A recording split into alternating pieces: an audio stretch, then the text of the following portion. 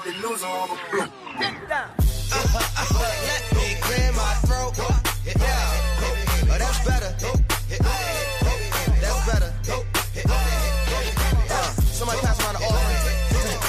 Since I'm always preaching on tracks, you feel me? I'm about to get paid for it. Sermon of the day. You right where you supposed to be, baby. Informants informing, that information forming. Important you get a portion of fortune pouring. Confession, fortunately, blessings on now they snoring. You mellow, so focused on scoring. Got your underperforming. I never expect something, never assume nothing. Judging me for my past, but that's why I'm triumphant. I don't demand, I know where I stand like engineer hands. Watch how my life pans. That game plan, show out like a jotter, pop out like a cutter. Telling the kick rock, skipping the course, squares like hopscotch. This gonna be my mood to my beat drop. Putting my boogie shoes in my diddy boots, ain't no stop. I'ma make the rest of my life live. Yeah, I'ma make the rest of my life live. Gonna make the rest of my life the best of my life. Yeah, I'ma make the rest of my life live. I'ma make the rest of my life live. Gonna make the rest of my life the best of my life. Congratulations on the celebration. I know I don't whip out and need never validation. No congratulations on no celebration. I know I don't whip out and need never validation. Yeah. If having hope is dangerous, call me evil Knievel. You leading on the wrong side, living with peasant needles. So Happy Thursday, fam. Happy Thursday. How's everybody doing?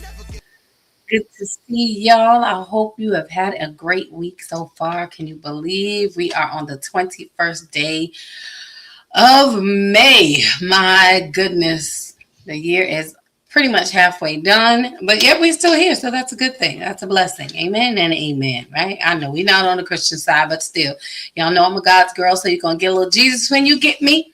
So again, welcome in everyone. Happy Thursday. Welcome to the Bravo with Sheila Network on YouTube, the greatest broadcast to ever be shared in these YouTube streets. And so, yep, completely biased I am, and we are glad to be here one more time. You know, here's where we have dynamic conversation. We keep it real, we keep it raw, quite often unscripted, 99.99% of the time. It is unscripted, and we just come and we have great conversation. We just want to be able to learn from one another. Just keep it real. Just have honest conversations. It's a space where you can share your thoughts, feelings, and opinions. And we ask that you would do so respectfully.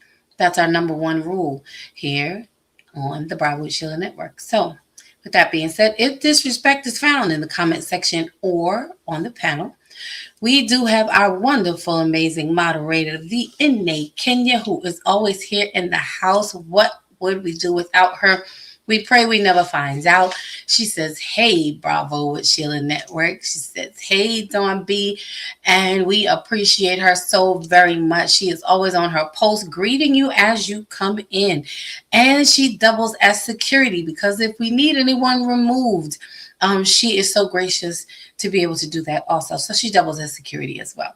So, but we thankfully, we haven't really had to have that happen because everyone has played nice. And we hope that tonight will be the same type of situation. We'll have a great conversation amongst us. We're looking forward to it. So please, ma'am, please, sir, friend, brethren, sisterin, brave brothers and bravettes, if you wouldn't mind, hit that thumbs up button. Looks like this. That's the like button. It's just one time. It helps to push our content further out into the YouTube streets. And we would hope that you are enjoying these conversations that we do have. May has been an amazing month, and I'm excited about tonight's conversation because typically this segment is one of my faves. It is our men's lounge moment. And I love when our men come on and talk because something happens when men speak. And so some of our men will be folding in a little bit, but we do have, as per usual, someone waiting in the lounge to come and share in this topic on tonight. Let's see. I'm trying to remember all my good manners tonight. And of course, before we go any further, let us greet, welcome, and say hello, pay honor to the amazing curator of this space. That's right, my Auntie Bravo, She is in the person of the Pastor Sheila Ingram. She says, blessings, everyone. Coming on and greeting and thank you, Auntie Bravo, for always yielding this captain's chair to me so that we can spend some time with our viewers and those passing by. And we appreciate you. So again, if you wouldn't mind, just hit that thumbs up button. Also share it out to someone who you may want to invite into this space. And for those of you who are in the silent section, we call it the expensive seats. We invite you to come on down. Come on down to the comment section. Say hello so that we can greet you properly. We appreciate you being here with us. And again, this is a safe space for you to share. We come to engage. We're not here to convict nor to convince, but we're just here to have healthy conversation, one with the other. Right? Right. So, again, we just ask everyone share respectfully and we will have a good time. We go and we grow. So tonight's conversation, as we do it, look, she's right on time. She is right on time. Because hold on. Because my other sis, from another night, from Mondays Beyond the Mic, the Dr. Elaine is in the building. She says, hey, sis, and gives the love. Hey, sis, good to see you. So glad you can make it tonight. Glad you are here. We had a good old time Monday night. And this is another reason why you need to subscribe to this channel, because great things are going on throughout the week. You don't want to miss it. We were sharing from her book, her amazing solo project. That's right. Ta-da! I'm a woman with issues, but I still qualify. We discussed chapter 3, and it's not just for women. The principles are for men too. So men, you can still get this book. You just cross out the WO and say I'm a man with issues, but I still qualify, because these principles are universal. They are not gender-based. They will work for whoever works them. So with that being said, go get your book on Harlem Girls Forever Inc. You can also catch it on Amazon. And let's just go be supportive to our own, all right? How about that? I'm a big advocate for you. She says she's my manager. Well, I'm going to be her promoter. She is my manager. She's my manager. I'm going to be her promoter. And that's how we're going to work this thing. So, guys, on tonight, you know how we do it on this very mic you're about to hear. We swear it's the best broadcast, podcast, all the cast of the year. So cheerio, yell, scream, what? Bravo. Also, if you didn't know, I'm Lady Dawn B, and the squad is coming up to have conversation on this night. It's our show. Yes. So our topic on tonight is something that is near and dear to my heart. We are talking with our men and our women about single parenting, right? And we know that oftentimes, single parenting is hard. I've done it. I'm sure there's a lot of us out there that have done it. And, we as women, we know it's a hard job and it's a hard task. And, people give us a lot of accolades and, they really commend how we're doing it by ourselves and making it happen. But there is a group that is left out quite often of this single parenting piece. And that is our men. We forget that there are a lot of men out here, believe it or not, that are single by divorce, widowed, or just maybe never got married, but nonetheless, a lot of single men are out here and they are parenting their children on their own. That's right, ladies. I know it's hard to believe because all we hear is about the deadbeat dads, right? The ones that are not doing and whatnot. And we overlook this whole community of men who are actually out here doing. They're actually out here showing up, and some of them are doing it just like we are. So I thought that would be a good conversation to have so we can hear from some of the men who are doing it, who are active parents, who are in their children's lives, who are present, active, and engaged. And let's lean in and listen, ladies, because sometimes we give our men the short end of the stick, and we really need to celebrate those. I want us to be able to change the narrative and stop talking about the deadbeat dads, the ones that aren't showing up, and let's start celebrating those that are.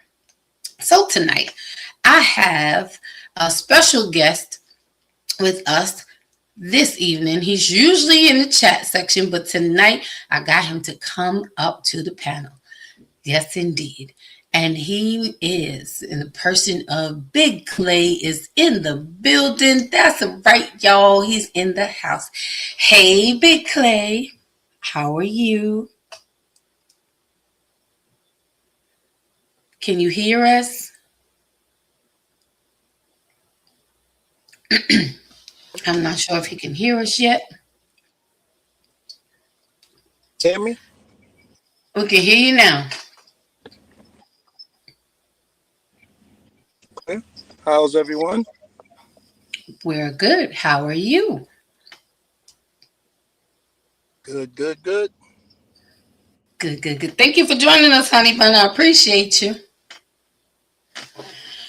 Talking about this and adding to the conversation tonight is also, I'ma say it like this. America has their sweetheart and we have ours. She is the one who drops the jewels and gems, and y'all love her oh so much, and I'm glad you do, but nobody loves her more than I do. So we're going to bring up our resident expert. Our coach Theo is with us tonight. Hey, sis, how are you? I am well. How are you? Happy Thursday, everybody. Yes, indeed. Happy Thursday. Oh, I need it to be Friday and Saturday already. Well, this is a long weekend. You're right about that. You're right. You're right. You're so right. And look who we got up here tonight with us, sis. We got Big Clay. Hello, Big Clay. Hi. Yes, ma'am. Look at that. And we are expecting, y'all know, um, Coach Courageous Vulnerability should be popping in when he is free, as well as I call him the voice of God. Our guy, Moose, who you may not have seen for a while, but he is going to be joining us as well because we want to hear from these men who are actually out here doing the daggone thing, being dads. So Anae says, hey, at Big Clay. And Dr. E says, hey, sis Theo and Big Clay. Hey, sis. Hey, Anae. Doing their thing. So I want to start off this conversation tonight.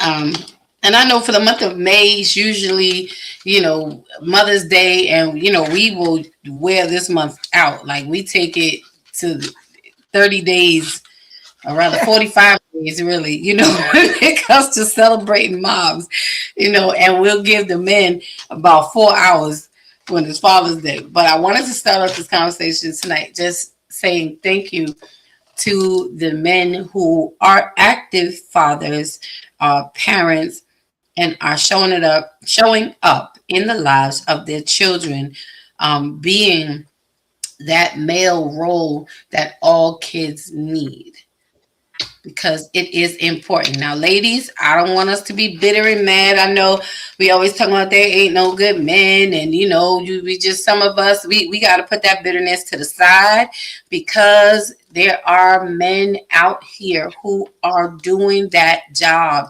just like we do on their own, but they may look a little different because men are wired different than we are, but we got to start commending them. We got to start bigging them up and stop giving light and shine to the deadbeat dads, so to speak. That's not my term. That's the term that is used. So with that being said, Big Clay, tell the people about you and your journey, because you are a dad and you are an active father. And so share a little bit, if you don't mind, sir, what your journey is like. Yeah, I've been a father for 31 years. I have 4 children. My wife passed away in 2005. The year before that, we adopted twin boys. They are 8 now. They just turned 8 last month. And I've been a father to them ever since.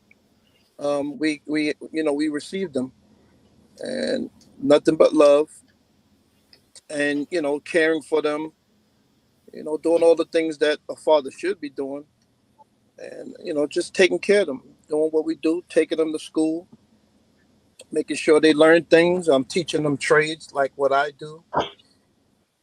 Um, that's pretty much it. My older son, the same thing. My trades. Um, but being single and having kids, young kids, at an older age is very hard. But I'm making it. Okay. All right. See, so we have a dad who is doing his thing. He said for over 31 years, and his youngest are twins, and he is handling it on his own through the unfortunate passing of his wife, but he is still present, and he's a present dad and doing what he needs to do, teaching his sons how to do things, be things, and become things. And that's awesome. And it may not sound like a lot right now, but I think we need to hear these things and hear them from men in real time, because we don't believe that there are men out there that are really active and present in the lives of their children. Just because your baby daddy might not be, doesn't mean that there are not men out there, and they don't get the credit that they so rightly deserve. And I must have talked him up. Let's see, hold on. And Nate says to Big Clay, oh wow, love it. Yeah. We think that there are none, but truth be told, they out here, ladies, they out here. But I think sometimes we get so blinded by the negative that we forget, and then we don't even know how to look or embrace, the positive men who are really out here doing their dad thing. So I must have talked him up, because Coach Mr. Courageous Vulnerability, AJW, is in the building. What's good, AJW? How are you, bro? Can you talk yet? Oh, there he goes. Always on the go. I'm literally just leaving my daughter's game. So I was actually out there being a dad. And then pretty much midway through the season, the boys basketball team asked me to be a volunteer parent coach, so I was doing that, and we just finished up the game. So yeah, that's that. I'm literally doing what we're talking about tonight, like in real time.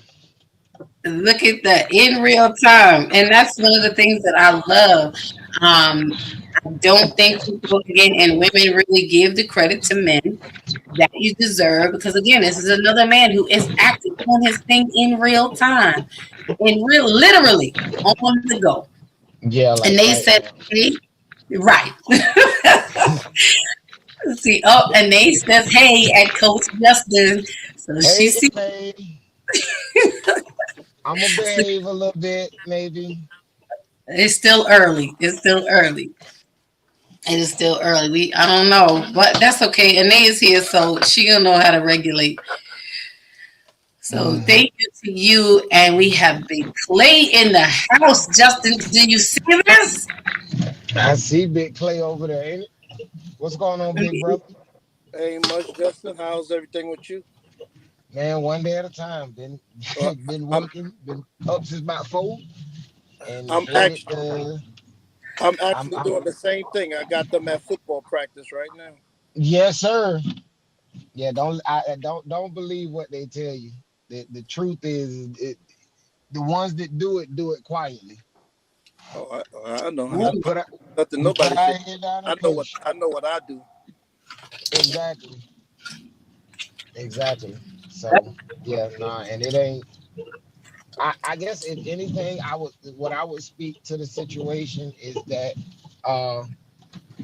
irrespective of the relationship between the parents, the child is the focus on that situation. Encourage a good relationship between the parents, because the better that relationship, the better it is for the child. But irrespective of it, believe me, if you push for your little ones, they'll push for you. Believe me, they'll push for you. So You said Just keep pushing. you said two great things, Justin, that I want us to tap back into in a minute. I like that you said the ones that do it quietly. That kind of that had to sit for a second, you know. And another thing that I was going to touch on that we're going to get into is about the relationship between the parents. You know, does the relationship between the parents affect how you are a father, you know, for those who may still be connected to the mother in some type of way, shape, or form. But before we dig further into the conversation, I want to bring the voice of God up because he is in the building. Y'all notice we nickname him here. We call him Moses sometimes, but he is actually Moose B Strength. And we are glad that he is in the building. Another very present, active dad. How you doing, Moose? Good to see you, beloved. Hey, family, how y'all doing? Can y'all hear me? Yes, we hear you. Okay, I'm trying to test out this new microphone now. I'm trying to look like I am an actual podcaster. I was gonna say you're getting fancy like Justin. You're getting fancy. You got a mic and headphones and everything. You the real deal. Trying to look fancy over here. Trying to catch up with y'all now. Y'all grown folk. I'm trying to catch up with y'all. Oh Lord.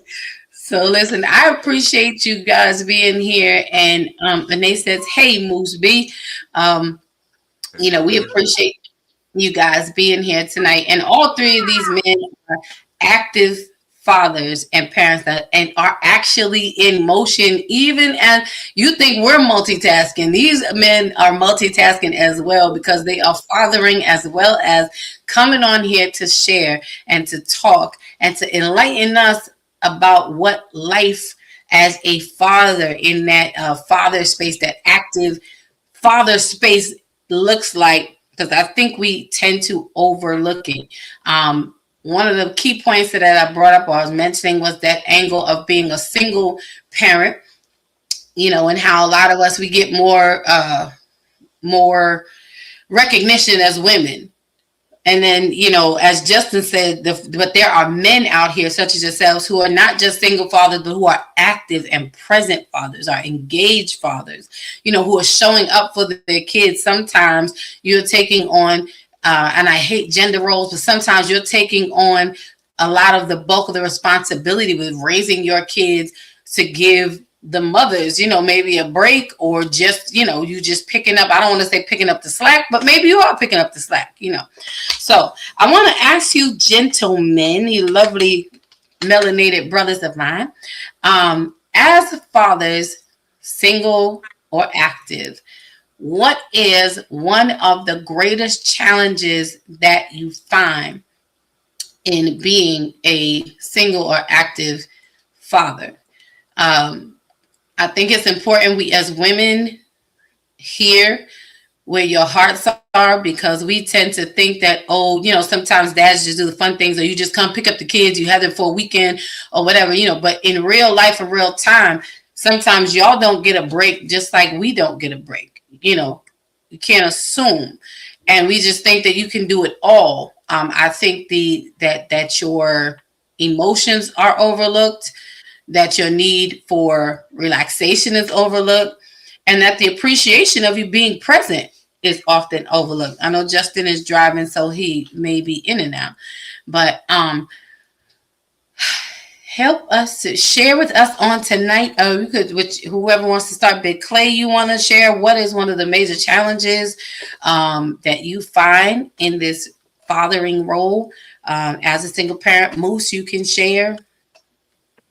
I think for me is just you know, kids being kids, and you know, that's just for single fathers or single mothers. These kids are just, they ain't like the old fangled kids going outside and playing and you know, come back in before the street lights or you get your butt toe up. They wanna act out right in front of you. So it's kind of like their attitude and personality for me is, and you know, and I try to control myself, you know, with them, not to anger so fast. Sometimes you got to stop and listen to them first. But when you know that they doing something wrong, in the other room and it's too quiet and stuff be broke, and you go around That that part. corner, and I just think that's for all parents, But for me, that's one of the things. The challenges for me is just trying to control me and trying to get them under control with breaking stuff and the attitude and smacking each other. Like I said, I got twin boys and they just turned 8, so they terrible. They just love smacking each other and throwing each other down, and then they come running, "Daddy, guess what?" And I'm just more or less like, okay, now I just stay quiet. Yeah, I'll go do what y'all doing. Was you playing? Yeah. Are you hurt? No. But he hit me. Okay. Keep it moving. That's one of the challenges. Got you. I think that's for all parents. Single fathers, 2-parent household, single mother. I think that's a challenge for a lot of people. But that's one for me that So Okay. Yeah, well, these kids today are very different. They definitely are different. It's a different kind of breed. Um, and it don't work like it used to. What about you, Moose? What is one of the thank you for that share, Big Clay. What is one challenge for you as a very active and present dad? The challenge is, for me, I guess, not being everything. You lack something. If you put your focus over here and you do this, you're gonna drop a L over here somewhere. But I was told today, not every L is for a loss. Every L is for a lesson. So, for me, I guess that's the biggest thing. It's just that you always second guess yourself. Are you doing enough? Especially like if you're in a partnership, if you see what other parent doing this, to your mind, you believe that, all right, they're picking up that, I'm gonna pick up this, right? But for a man, if you're not picking up what the other person is picking up, then it just turns into you're not doing enough. So when you always thinking about whether you're doing enough for your kids or not, that's the hardest thing for me, because I don't care. They can flip, jump, do whatever. Lessons come all the time. Parenting is an active, continual thing. I mean, some of you parents who have older kids know that just because they cross that threshold at 18 don't mean that you stop parenting. You're Listen, constantly parenting, don't get me started. right? So I don't even stress so much about like them being kids. They're supposed to be kids. They're supposed to learn. They're supposed to go through that process, right? So sometimes it's stressful and it's tiring. And I think to your question, another thing is not taking the time for yourself and feeling guilty about it. That's a hard thing too, right? Because I didn't have a father, I do have a biological father, but he wasn't present. He wasn't active. He wasn't present. So for me, I feel like when I take time, like even doing this, like my son is right here, but when I'm on these podcasts and I'm doing what I'm doing, I feel like I'm also taking time from them. So it's that guilt feeling, Yeah, But that's it. that is me.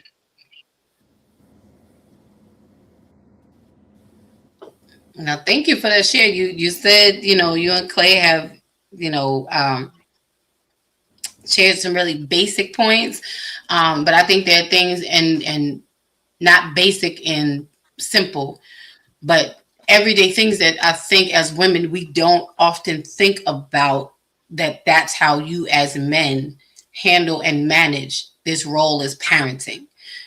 And I think it's very important that the men, y'all know how I feel about the men folk. Y'all my favorites. When something happens, when men speak, and this space is provided to make it really safe for you to really bare your heart, because women, we need to stop and listen so that we can really hear, not assume, and not come up with the narrative that we would like to believe. We got to be able to sit back and listen and hear what men are really saying and what you're really feeling. We have dehumanized a lot of our men and made them into superheroes and just, robotic. But hearing you men talk today, I hope by the time we're done will allow us as women to be more sensitive and understanding and change our perspective so that we can be better supportive and more appreciative of the roles that you do play. We oftentimes think that, in our own mind's eye, not that it's right, or you're not doing enough, or because you're not doing it our way.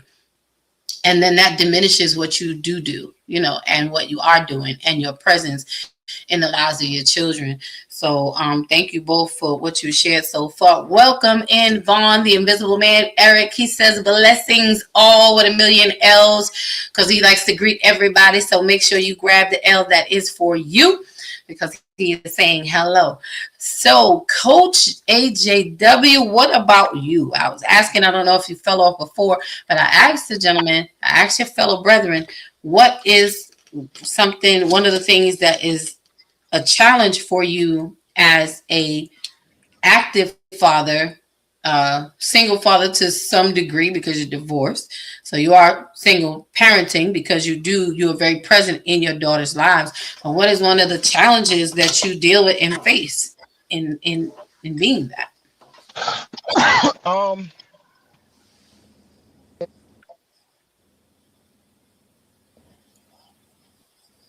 We can't Hello? hear you. There you go. I guess for me, navigating healing and making sure that my presence and my love and my kids is not solely from the space of hurt. Like I'm not necessarily doing it for my kids because it wasn't done for me. I'm doing it for my kids because I love my children. And so navigating that space is I guess that would be kind of one of the difficult spaces. And then, constantly hearing about what I don't do. That's becoming less and less that's becoming less and less problematic for me because I've learned to listen to my children. And so presentness and activeness and being there gives your children space to be able to speak a certain language, child-father relationship language. And you always hope you're doing enough, but there's a language associated with presentness and activeness that if you're doing that, your children will speak that language to you. And Mm-hmm. that softens the blow. You know what I'm saying? Because we live in a culture where it seems to be that the expectation of black men is to not be there for your children, like we're deadbeats by default. And I know that's trash. But it is something that I've battled with because I know that that's the expectation of culture. Um, that when I feel like anyway, when I step out, the expectation is for me to, not be present. Like if somebody said, "What do you think about him?" Oh, he just doing it for now. You know what I'm saying? Like I feel like that's what culture says, and I have to quiet culture sometimes. I have to just say, you know what? Like I'm going to love my children and be there for my children. And if the world like it, they like it, and if they don't, they don't. But I'm going to be the best me that I possibly can be for my children. Okay, and that's good. And they said that was good, and I agree. And I love that. I love what all of you have shared. Welcome in, everyone. Tonight we are having a bit of a gentle and heavy conversation. A little bit, we never know where it's gonna go. But we got our men up here today. We got Big Clay up for the first time. He's usually in the comment section, but tonight I was able to get him to come up on this side, so I'm really happy about that. We got our Coach, Mr. Coach Vulnerability, AJW in the building, and of course, Moose B Strength, the voice of God. And the men are talking and sharing with us on tonight. We're talking about the role of a father and the weight thereof. A lot of us are single parents, and most of the time, women who are single parents get credited, get credit and praised and all of that.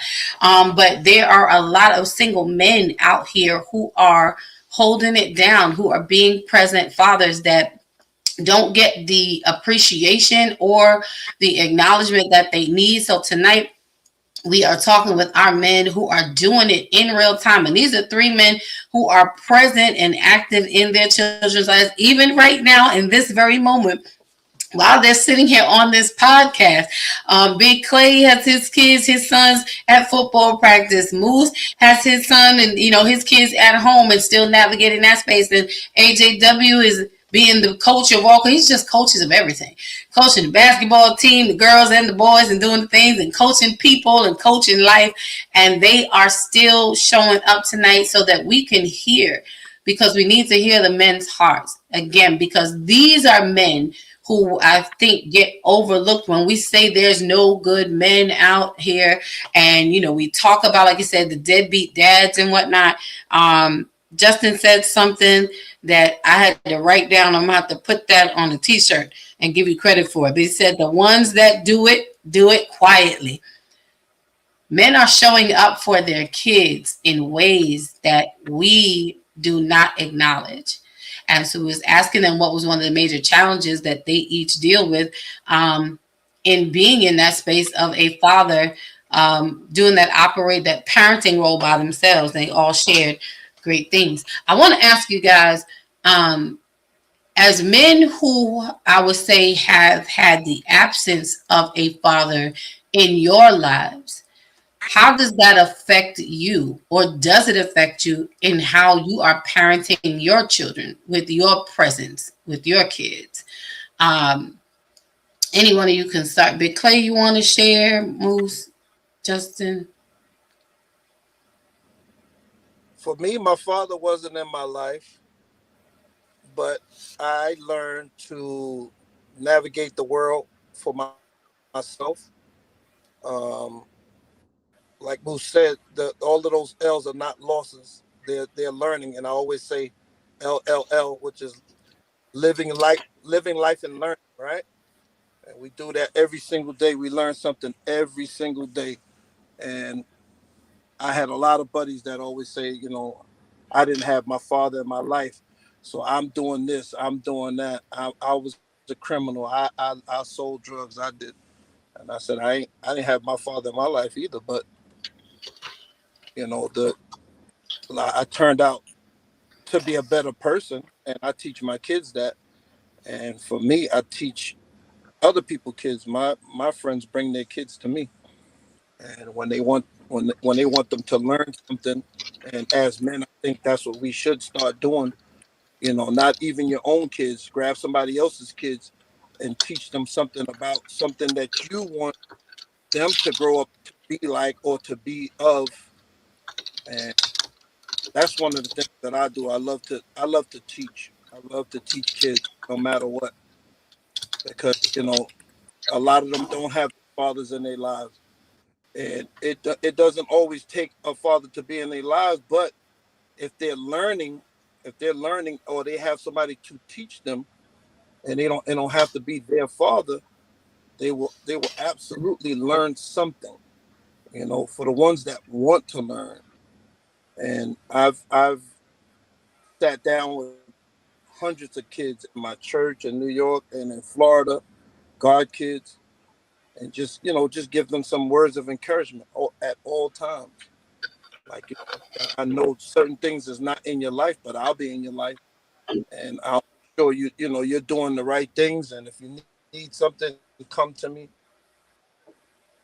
And for us men, I think that's one thing that we should do, even if it's not our kids. Just give them some type of lesson. I've been teaching for the longest time, and I not regret. I had some bad feelings of not having my father in younger years, but as I got older, I just learned that I would never do what my father did, which was leave and not be there for me, and not take me to a baseball game or bowling or anything, or just sit and talk. So even with my kids now, I sit and talk with them. We have play dates and we have movie time, and I made sure from day one, from the day my daughter was born, she's 31, and I made sure I taught them all how to drive. Just giving them knowledge, I think, is most important, and just being there, you know, keeping the heads up on them, and just learning. And basically, it's just learning, just teaching them a lot of different things. So your dad really don't have to be there. It could be anybody that wants to teach. So that's what I think us as men, like I said, regardless to whether they're your kids or not, we should be, show some kids something about something. If you have a trade, show them that. If you have some knowledge you need to share with them, show them that. That's my take on it. Now that's good. Thank you for that, Clay. I love what you said about you made the choice not to repeat history, and the experience that you had by not having a dad. Because we all not having a dad present in their life. We all have that choice and that opportunity, and I think that sometimes we as women don't think about that journey that a lot of you men are showing up and being what you didn't even have in real time. So I love that. Justin, moves, which one do you want to share next?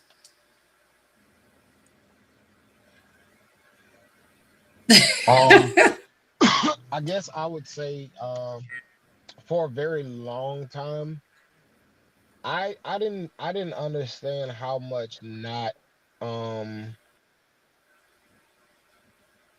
I didn't understand how much my biological father not being present did affect me. Um, I had a stepfather.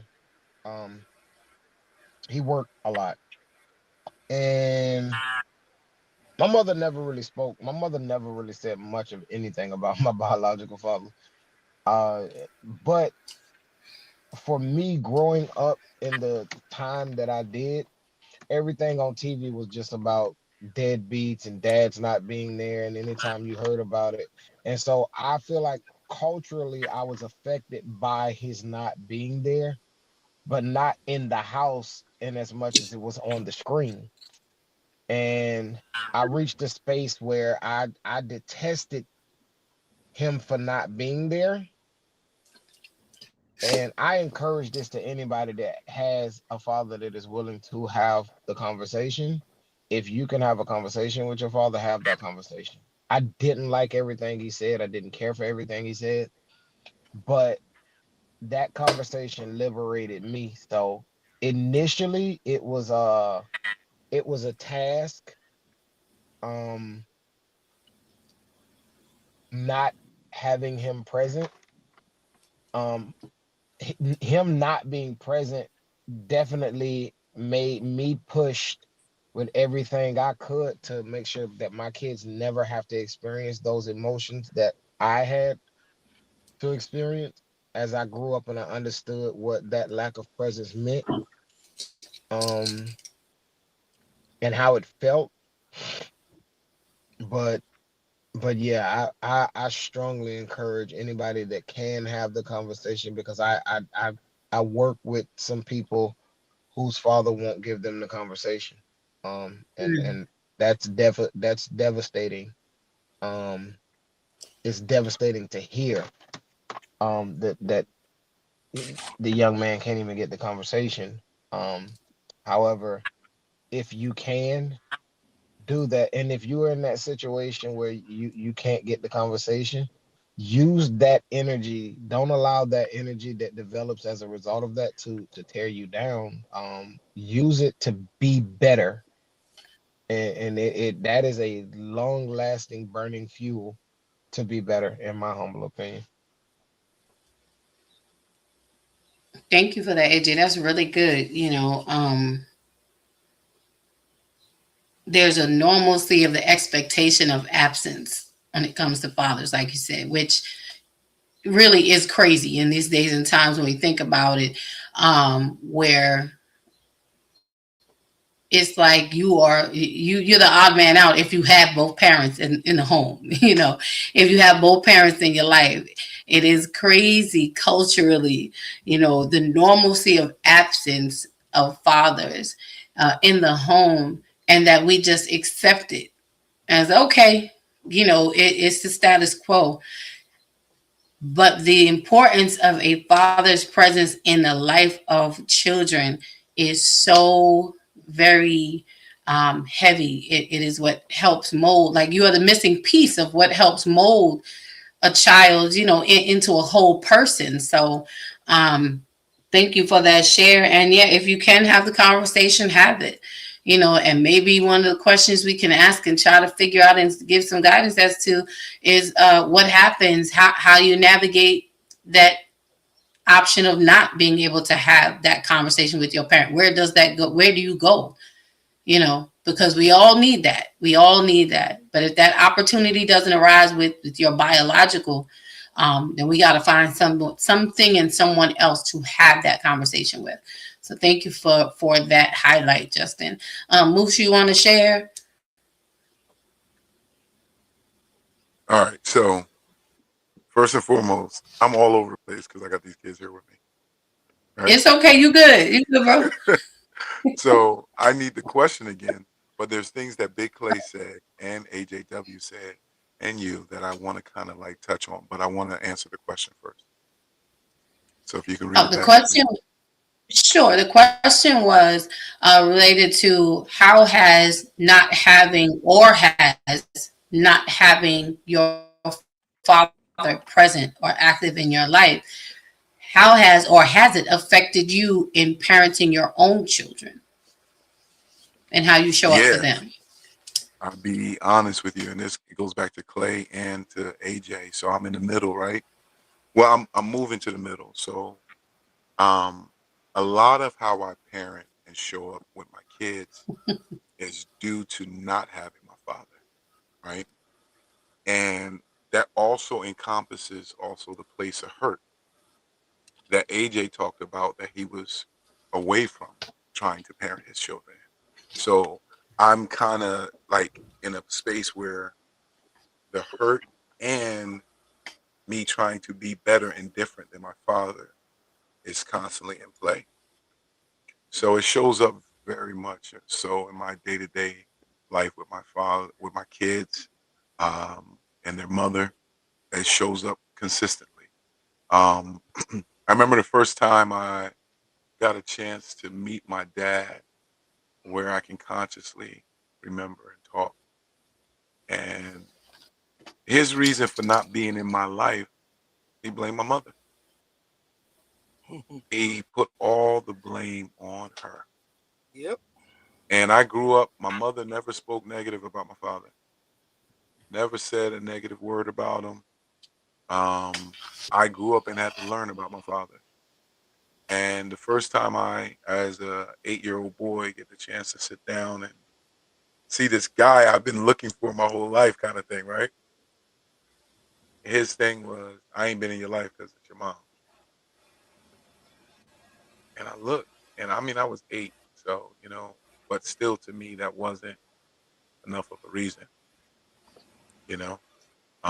So I promised myself I'll never, if I have children, I'll never not be in their life. I know they say it's bad to say never, but I actively try to make sure that I'm here in my kids' life, The thought of not being there for my kids, or the thought of not coming home or coming home to a house where my kids wouldn't be, that terrifies me, So yeah, not having my father in my life moves on every aspect of how I parent, and the hurt too. So uh, I'm healing and learning, right? And I'm constantly thinking about like my actions. Are they impacting them positively or negatively? One thing I told myself I wasn't going to do is kind of hide truths from my children. I give them truths based on their age, right, and what they understand. But I tell my kids the truth. I tell them, "Daddy don't know all the answers. I don't know always the right direction or the thing to do. But what I do know is that a decision has to be made, and a direction has to go, or answer has to be given. So I give the honest, earnest, true answer in that moment that I know. And if it's the wrong thing, I'm gonna be there to talk to you and walk through you with that process, because it for me, I made the best decision I could. I made the decision from my heart, my mind, my intentions, you know? Um, so yeah, not having a dad impacts me on a lot of ways, in a lot of ways in how I parent. Um, and to Big Clay, what he said that I wanted to touch on was the kids around you. Like I'm always trying to love parent other kids as well. You know, not to say that their parents are doing a horrible job or anything, but I believe in the concept of a village, and I believe like when my kids come around with their friends, they become my kids, right? So I give to them what I give to my children. I give to them what I know and what I have because I believe that's what we're supposed to do. You know, because I know my kids are going to one day grow up and they're not going to always be around me. So I pray and hope that the energy that I put out there and that what I put out for my kids, that somebody will also do that for my kids. You know, if that make any sense. It does. Makes a lot of It sense. does. Yeah, that whole village concept, because no one has it all. I often say, my mom is who she is. She's a pastor. Just speaking to your scenario, um, my mom is a pastor, and she's the reason why I know God. She was the first introduction that I had to God.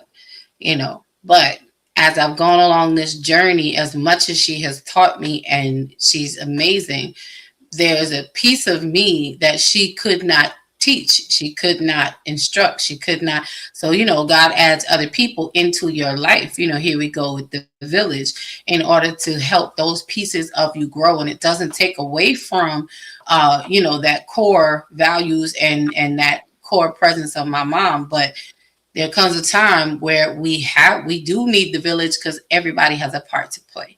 So, thank you for that share and thank you for that truth. And again, I hope that this conversation is causing us to lean in and listen and soften us up in some spaces. I know it's a little heavy as well, but it's very necessary because we have to start to change this narrative and really give credit and support to the men who really are showing up and being present. So before we go further, there is a question in the chat, but I want to leave space for Coach Theo because she got a question to put out here on the table. We got to hear from Coach. Come on, ma'am. I think you and Moose kind of set me up for my question because my question and was around the village, but I think more so what I was thinking about in asking the gentleman is like who's in their village, right? Who's there for them when they need, some time away, when they, need help or they need someone to support them, right? Because, as women, we talk about that all the time, right? I know for me, with my friends who have children, I was a part of their village, right? I was the one they could call on to watch their kids or do something. So I guess the thing that was resonating in my mind is being a dad, right? Who's showing up for your kid and being out there like, who's in your village? Who is the person that gives you a little bit of relief when you need it? if anybody, or do you need a village? You know.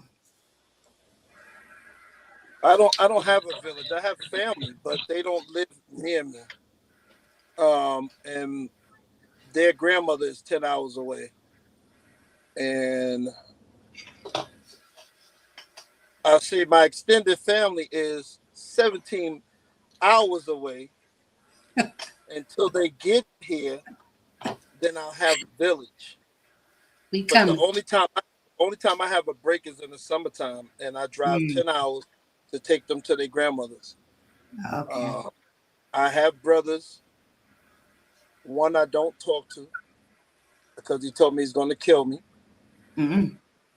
The other one is about himself, and he's older too, but he's married, and he's 65, and he has a 11-year-old. Mm. And they always say, when can we see the boys? How the boys gonna get there if you don't see me? Mm. So my village for me is me, right? Mm.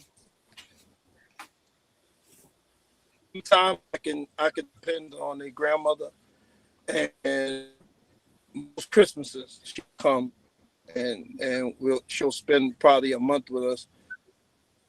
During the summertime they're there with her, but they didn't go last year and they're not going this year. But that's the only that I have. But you know, I try to make do with what I have, which is me, and we do things together. That I'm older, so I'm 58, and then I have these 8-year-olds, and the thing for me is I like quiet, I like peace, but I know kids are not quiet and they're not peaceful, especially at that age. But I try my best to have them to sit down and we watch movies, and they have their own side of the house, so you can go to your side of the house.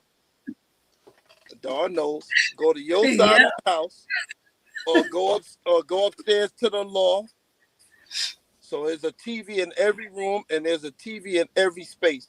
So y'all could go play, and they got games all over the house. So I got to play the games, watch movies, watch TV, get on your phones, get on your laptops, or we're going to sit down and we're going to watch a movie. We're going to have some popcorn.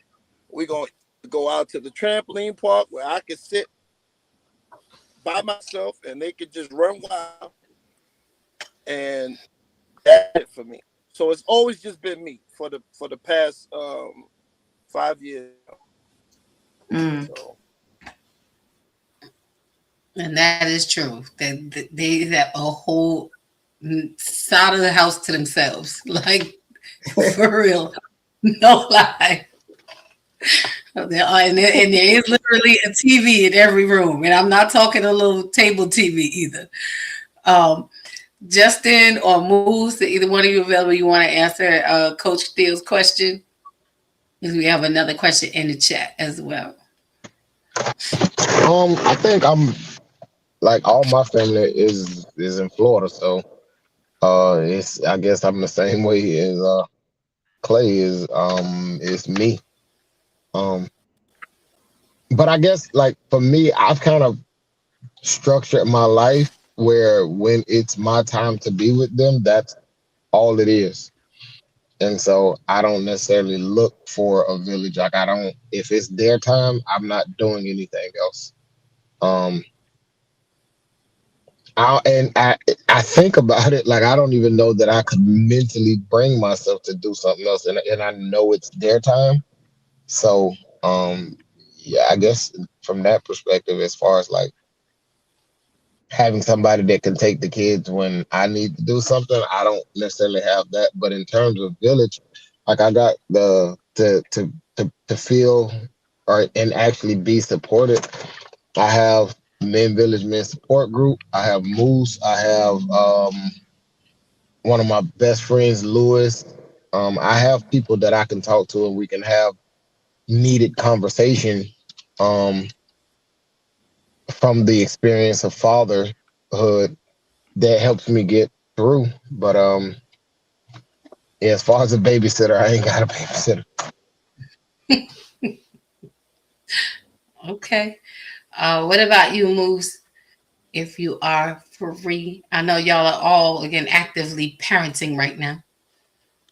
Yeah, so that's me, splitting up food real quick and getting ready, planning who's going to get in the shower first. But it was the question more so towards, do we have like a physical village?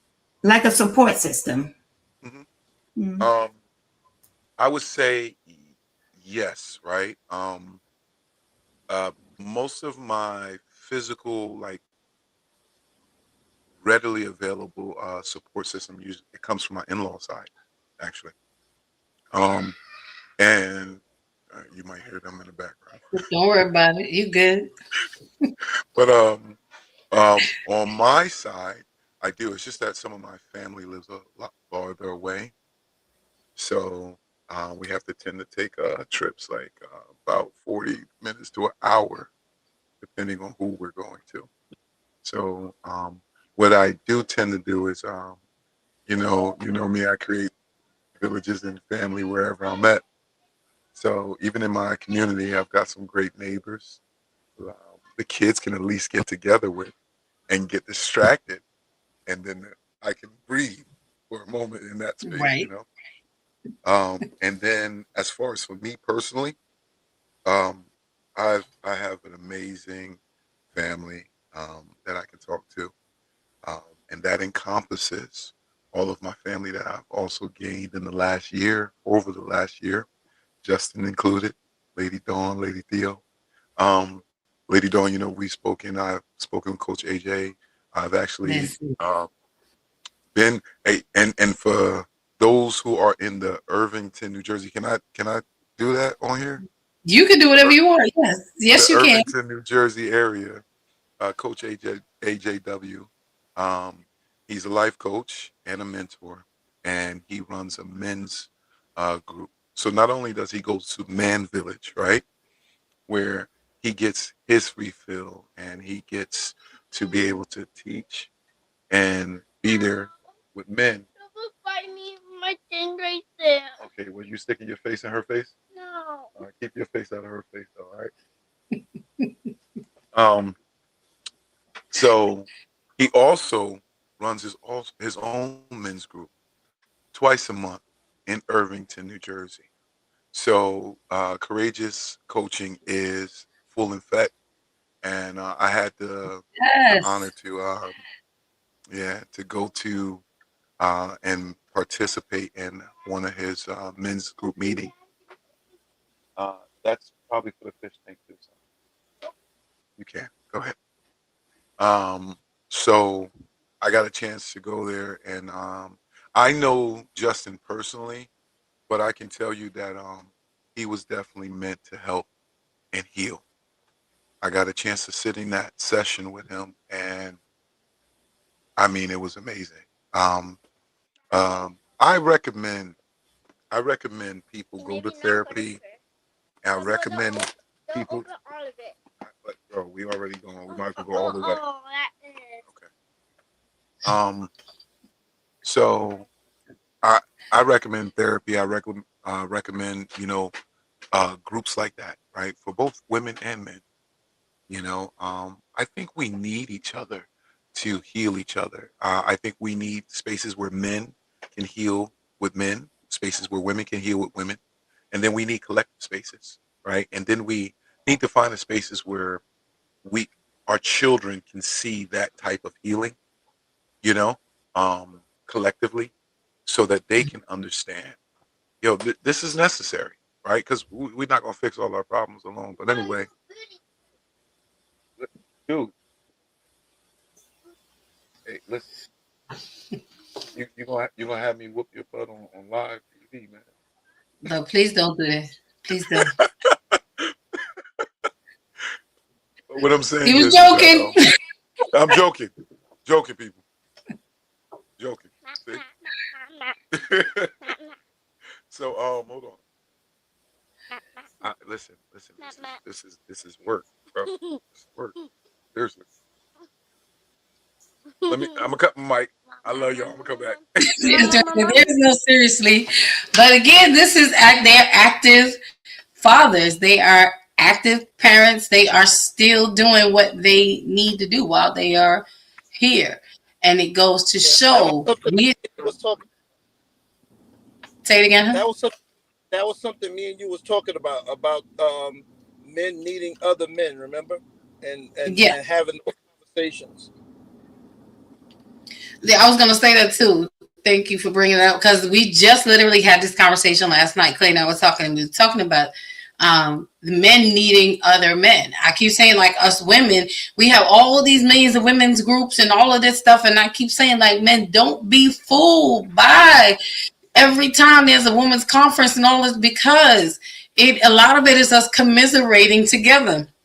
Women will bond over the simplest thing, over a shoe, over nail polish, over a dessert, over a headband. We will bond over these simple things that have no content and don't make us any better. And we will come together in the emotion. I'm sorry to say it, but I'm not really sorry to say it. We come together in the emotionalism of things, but we don't leave any better. We don't. Like, where is the fruit of our work when we do these gatherings? Are we really changing? So don't feel like women are getting all this help, because a lot of us are not. But men, Mr. Clay and I were talking, and one of the questions I was saying, with him last night was like, well, how do you, and you don't have to answer this now, but it just, like you said, as Moose was talking, it made me think about the same thing, Dave. Who helps? Justin got the glasses. Here we go.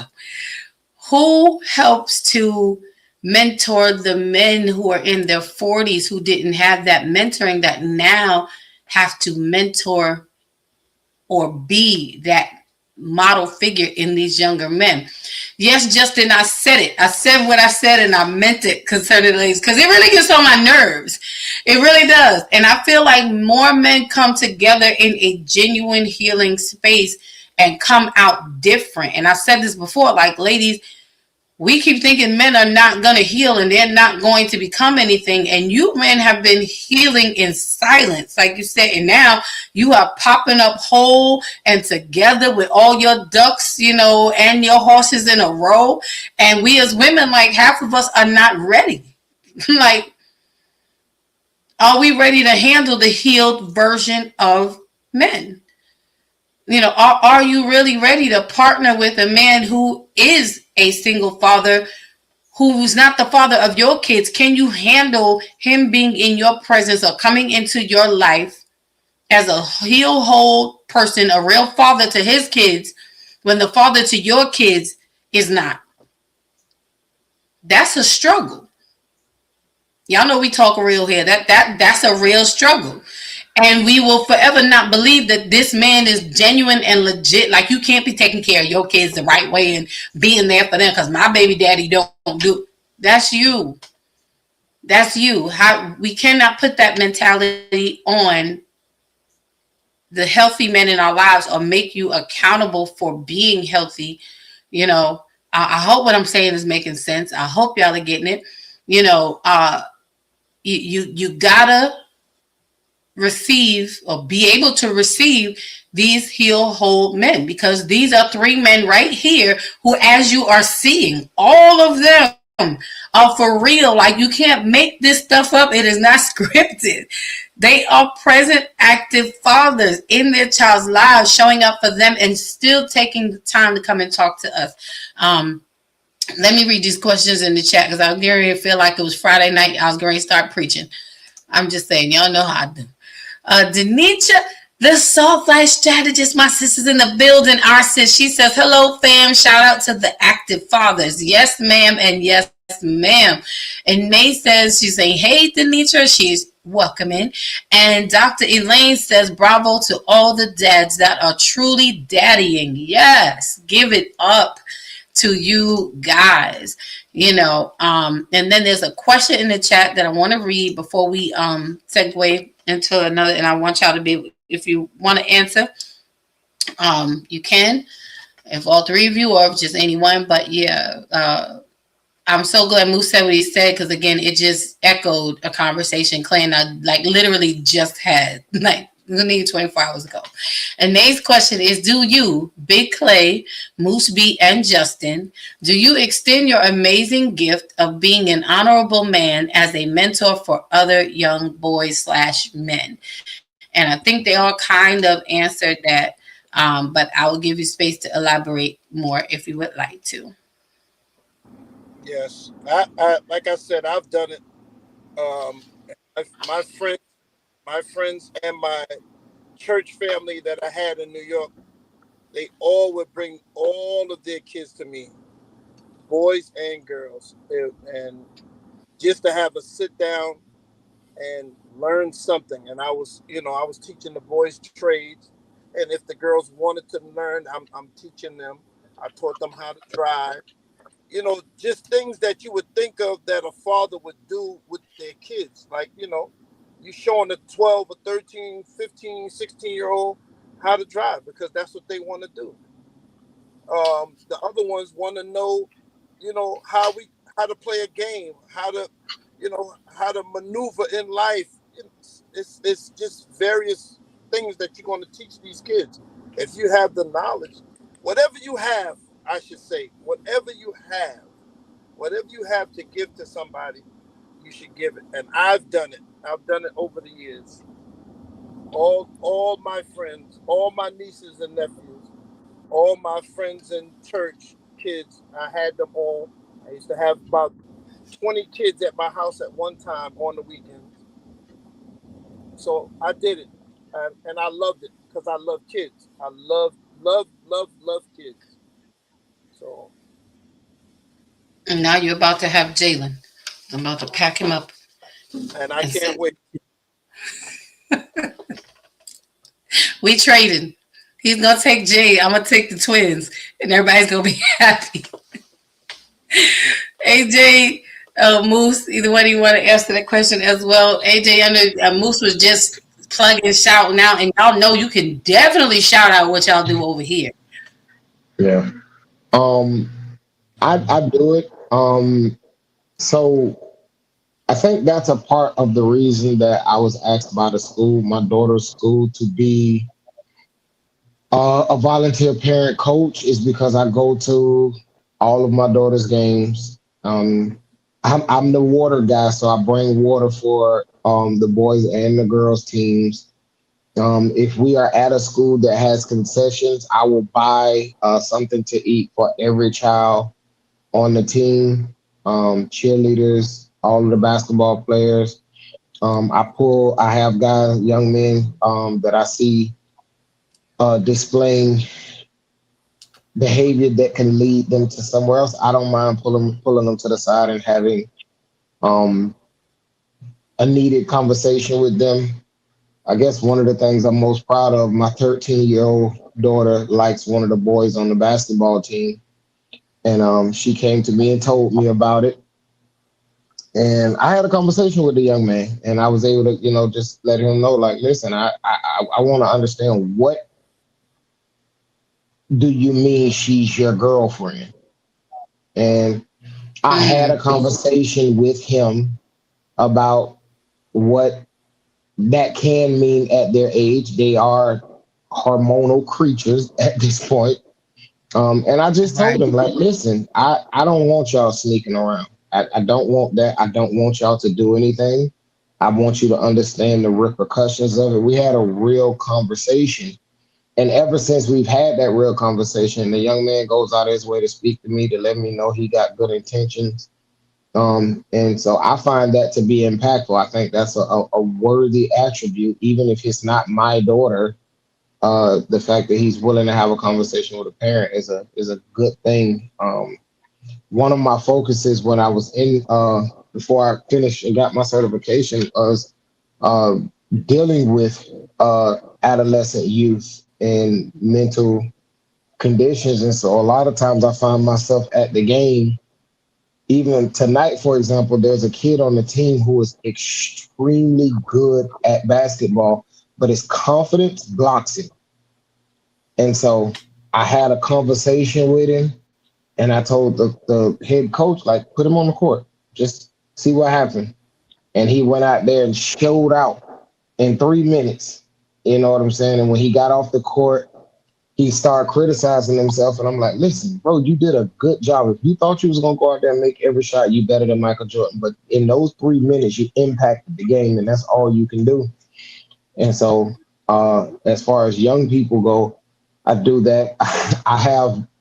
I am the father of 2 daughters. I am the daddy of 5 because there's some young women who just kind of was in the atmosphere when I was married, and they came to the house and they just kind of decided that I was going to be their dad. And now they are 30 years old. They have kids of their own, but hey, I want your grandchildren want to talk to you. You know what I'm saying? They live far away and everything, but they make sure that I have a relationship with their children. They call me dad. So that's a beautiful thing. And then in terms of men, the group facilitation, working with Michael Barbie at Men Village Men Support Group, he kind of, let me know, like, man, you do realize, like, the words you say and the way you articulate things helps people. And I've had a man that I know he's older than I am, but he was like, bro, I hope you understand, like, you younger than me, but you my big brother because of the stuff you say. And so I think that's a super compliment to me. And if I can be a help to anybody, like, I just want to help people. Like, I want to get the help that I wasn't aware was available. You know what I'm saying? Like I said, William Michael Barbie is an example of a person who, if you know him, all you got to do is just get in his presence. He's going to try to figure out a way to help you. And that's a quality that I admire and that I hope to adopt and have within my being as time progresses. So I do my best to try to be a help to young men, young women, because I just want to see healing in our community. And shout out to Moose for the plug. I love it. I'm so proud of you. And I can honestly say, I know Justin in real time, in real life, and we've been in the same space in that setting that he's talking about with Man's Village. And I was trying not to get put out of there. I was trying to be quiet. I think that's when he first started with the sunglasses. I probably know I said something that just, I know that I did. But it is. Lady Bud, I was cringing. I was like, I know she's sitting on that side of the room, but they ain't gonna let her sit on that side of the room. I didn't care. I was trying to sit there and be quiet. Dr. Elaine was pushing me. I was like, and William Michael, he's waiting because if you know me, you know me. And at a certain point, it just turned. But I gotta say it. I gotta call it what it is, But I'm saying that to say the weight of his words and everything that he does is very healing. It's very transparent. It's very relatable. It doesn't give you the opportunity to escape the reality of what you are going through. It forces you to get in that space and confront your pain so that you can get to healing. And Justin is definitely called to this, and so we here are so proud of him. So, men, if you're thinking that there's no help nowhere or you don't know where to go, I promise you, these men on this platform are trusted spaces. I know them personally. I love them dearly. And I would not bring them on here if they were not safe spaces, because this is a safe space, and men need to be able to talk to other men about real life, real deal, real stuff. And so if you are looking for somewhere, something, another brother, you don't have to have perfect words. You don't even have to have it all right. Matter of fact, it's better if you don't. But get in touch with them, lean in. I don't know, Justin, you might have to start doing, extending it to something virtual as well for those that are maybe not in the room but need to be in the room, and make it a private Zoom something, because everybody, you're more than the space you're in. I'm gonna cut it out because I feel myself going somewhere. But you get my point. We'll share later. But just know that the resource is out there. It's out there. It's right here in front of you on this platform. It's right out there. Moose, did you want to answer the question as well? You want to share on that? Yeah, definitely. And all the things you said too, like Justin is amazing, and the way he navigates the space to help heal other men, just for men to see things for them to heal. I think that's amazing. And yes, I agree with Lady Dawn, bro. You got to find a way to expand outside of that. You know, there's room for it. There is definitely room for it. I mean, again, plugging it, Courageous Vulnerability. Check it out. It's an amazing book.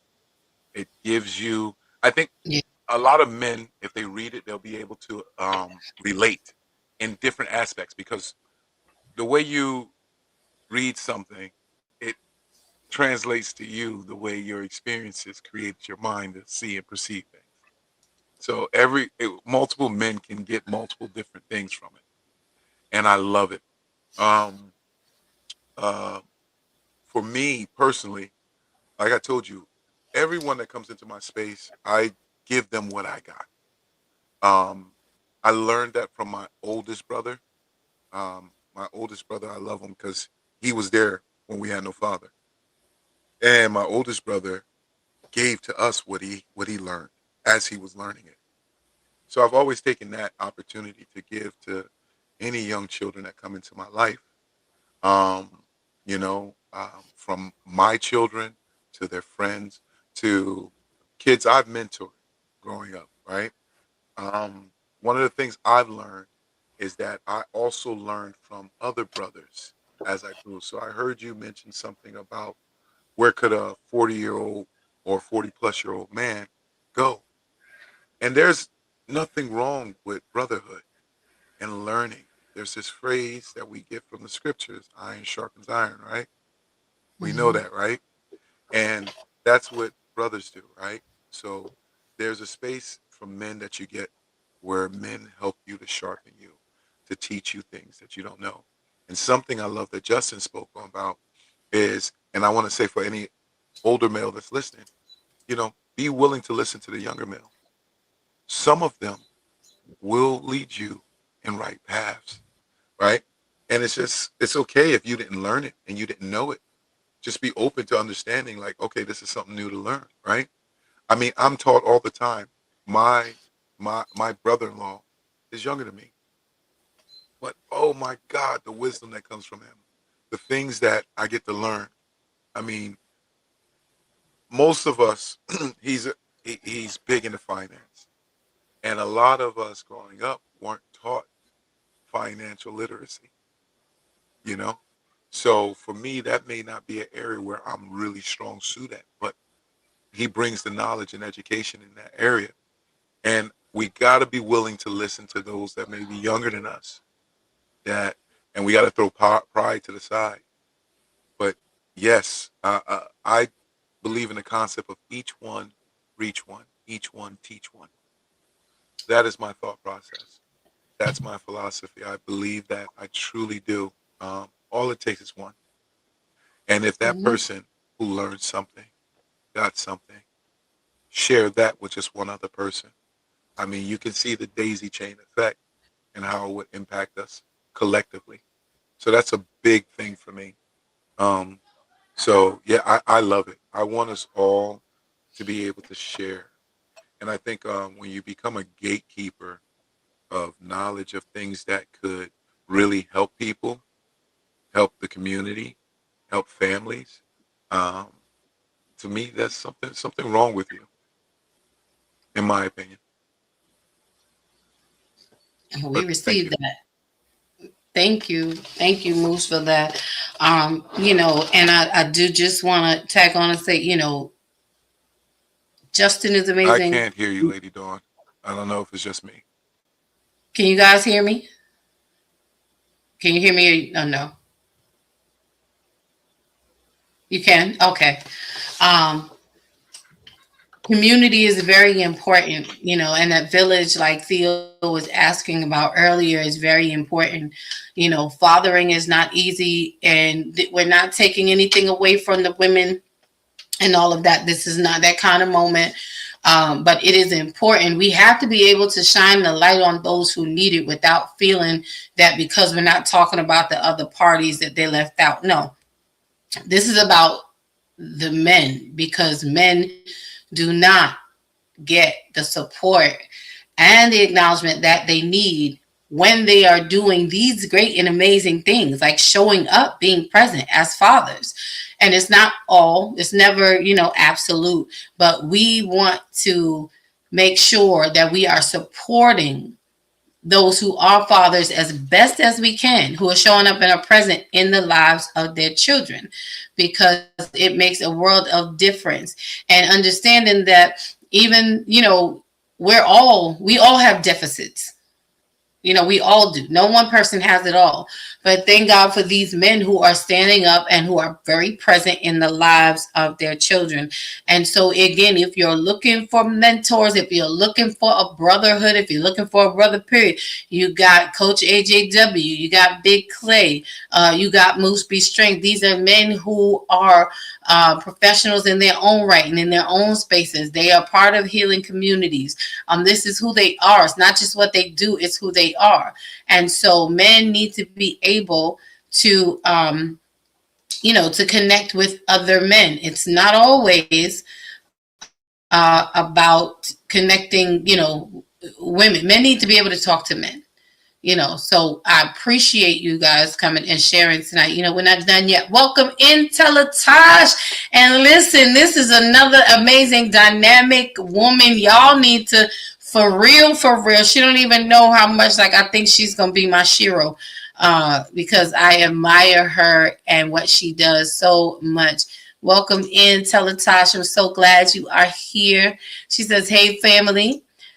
She says, congrats to all the real fathers out here. Many people are dads, but not fathers. Exactly.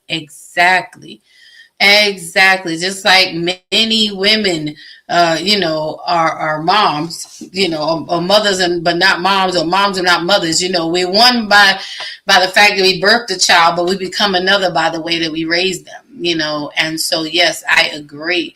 Thank you all for being fathers, being present. Teletosh says, oh wait, hold on, let me go back. She says, so proud of you guys. You are real fathers. And it's important that we see and that we know that there are men out here that are doing this. This is not foreign. And I think it's a prime time because, next month is Father's Day is coming up. Don't just let it be a day. And celebrate a man who may not be your baby daddy or your husband or the father of your children. But if you see a man who is active and who is present, celebrate him. And when you see the ones that are not active and are not doing it, are not present, encourage them. Maybe lead them to Justin. Maybe lead them to Moose. Maybe lead them to Big Clay, because that's the only way we're going to get our community healed and together. So Teletosh had a question, and then I have a few rapid fire questions I want to throw out there, and I'm sure Coach has something else to add into the mix as well. Teletosh says, do you allow your kids to do sleepovers? That's for the men folk. I think I don't necessarily allow my kids to do sleepovers because, when I get them, they're with me. That said, my daughter's best friend has slept at my house before. And I tend to kind of make sure that I'm out of the way. I give them instructions and then I trust them to do what they're supposed to do. There are people that I feel I can trust. I feel that I have taught my kids enough to be able to see them when I don't see them. I have a very open line of communication with my daughters. I allow them to function as human beings. And so when I say that, I'm saying if they're upset, they're allowed, my daughters are allowed to be upset and they're allowed to talk like they're upset. Because I understand that being upset can is a thing. And I want them, I am more concerned with my daughters having the liberty to be able to talk to me than a very old school perception of what respect is. I don't Mm, want respect to stop my daughters from telling me if somebody touches them inappropriately. And so I've created an atmosphere where my daughters can talk to me and tell me what's going on with them. And of course, I got the book out there. I'm very vocal about what happened to me, and I make no apologies for what I would do if somebody was to violate in that arena. So there are people who I wouldn't trust if I was standing in front of them, but I won't lie that there are people that I just my experiences with them have given me I would trust my kids. I would trust them to do like Moose said. I trust them to be there for my kids as I am there for theirs. You know what I'm saying? Like I just like I would get up and go for my daughters if needed. If I need to get up and go for theirs, I will get up and go for theirs. And I know they would do the same for me. gotcha. Gotcha. Moose, are you available? You want to respond to Latasha's question? Big Clay, welcome back. The question on the table. Okay, he's having technical difficulties. The question is, do you allow your kids to do sleepovers?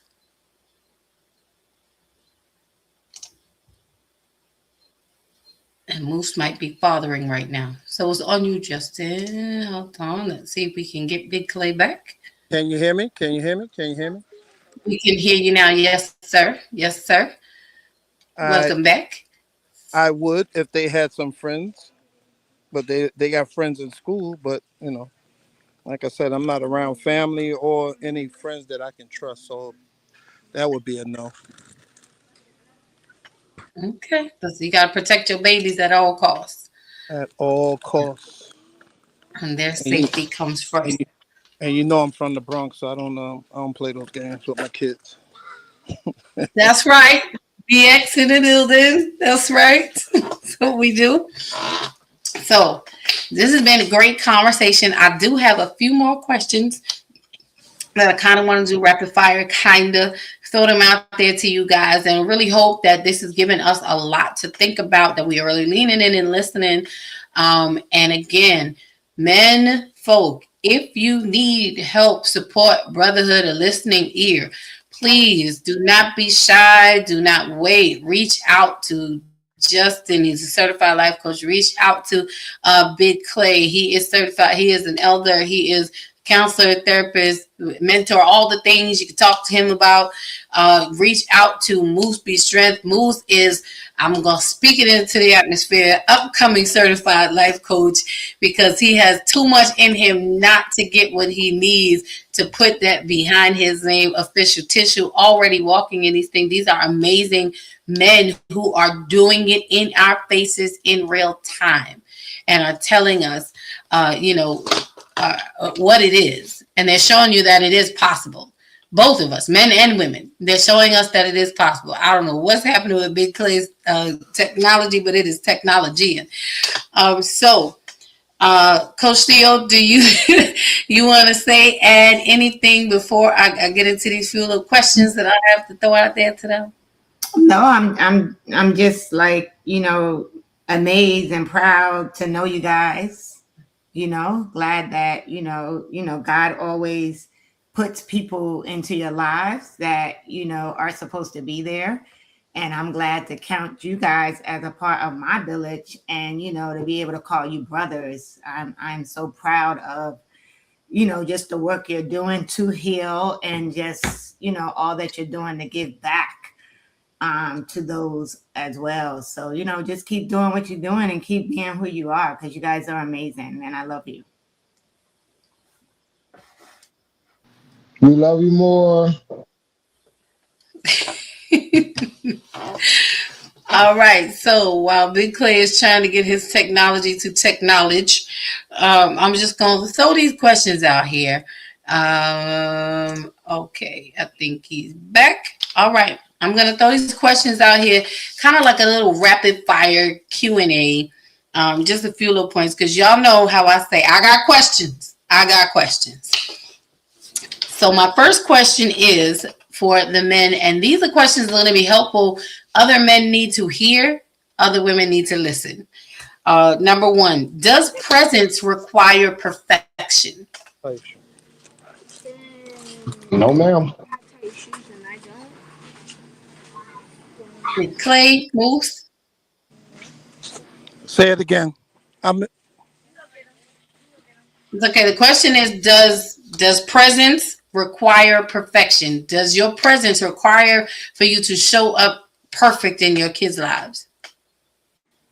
No, but at one point I was trying to do that. I was trying to be perfect, because it was like, you didn't do enough. You felt like you didn't do enough, but no, it doesn't take that. It's just a learning experience you learn over the years.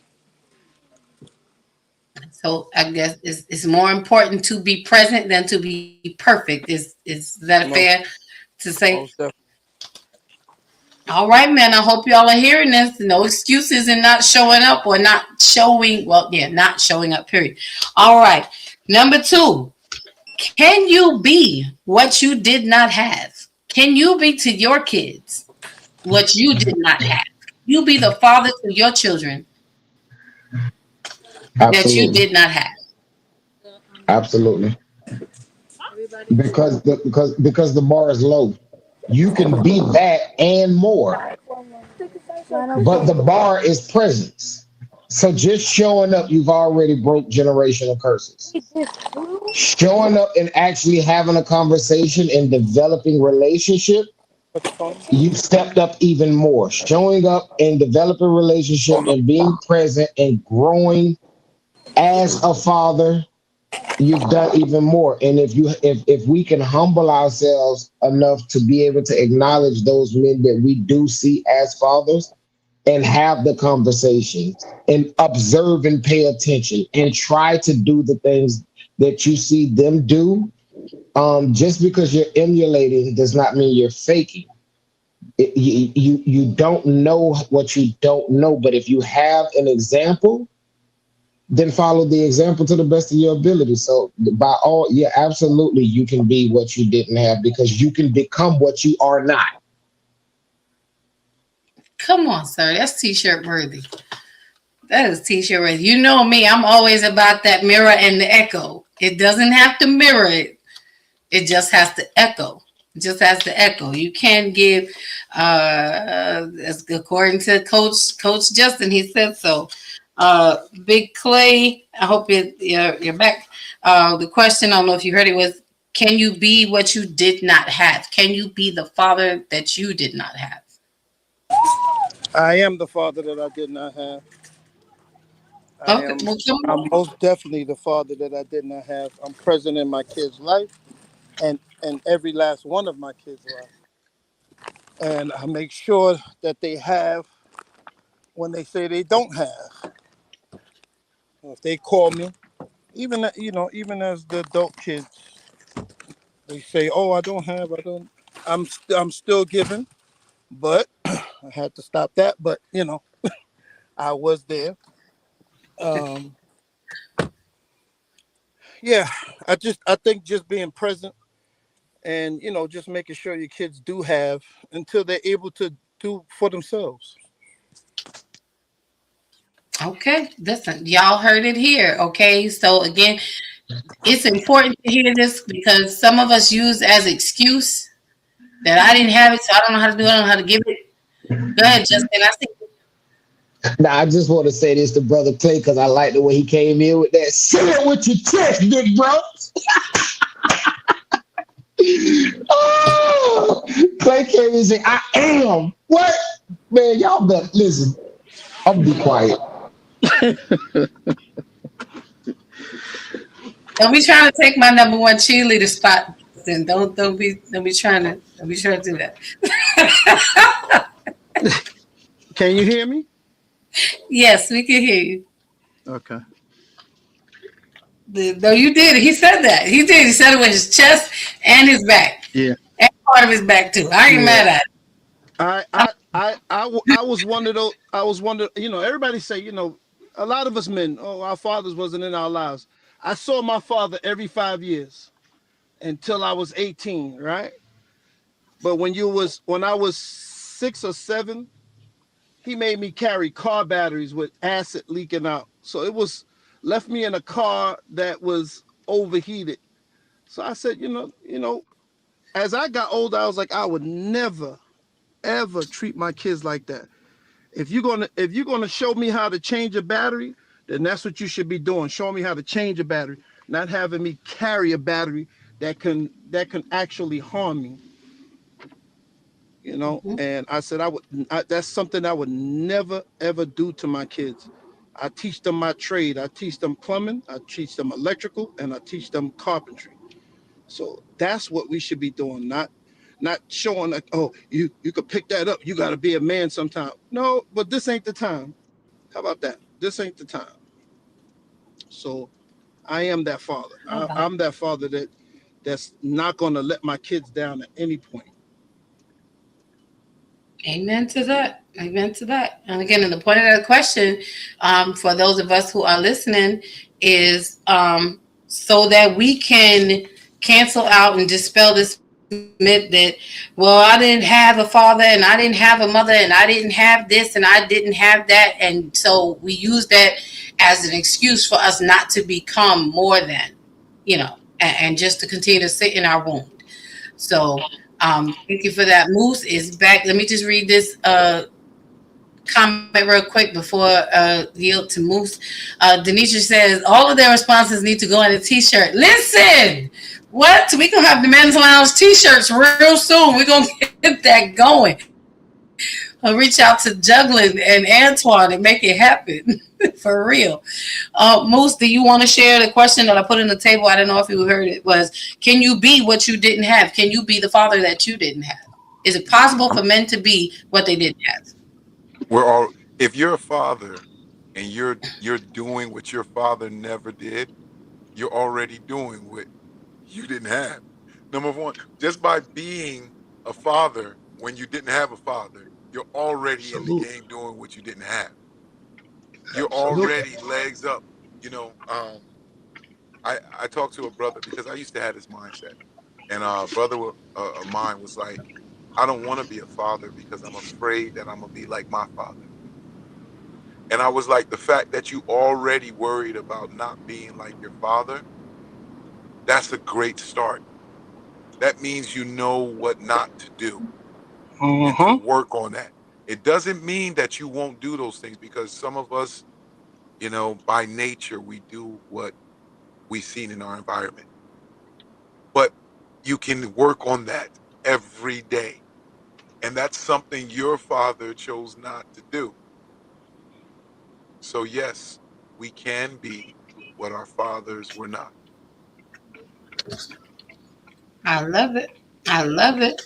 All right. One more question, which is, are you healing your inner child as you father your children? Do you find that you are healing or your inner child is healing even as you are now fathering your children? Whichever one you want to go first. I'll jump at that first because I'm in and out. But yes, and that's a difficult thing to do. I'm not even gonna lie, right? There's a lot of things about your inner childhood that you don't even know. Your inner boy in you, and you're learning it as you go through with your kids, right? Um, every day is a challenge. Every day is an opportunity to show up better than you did before. every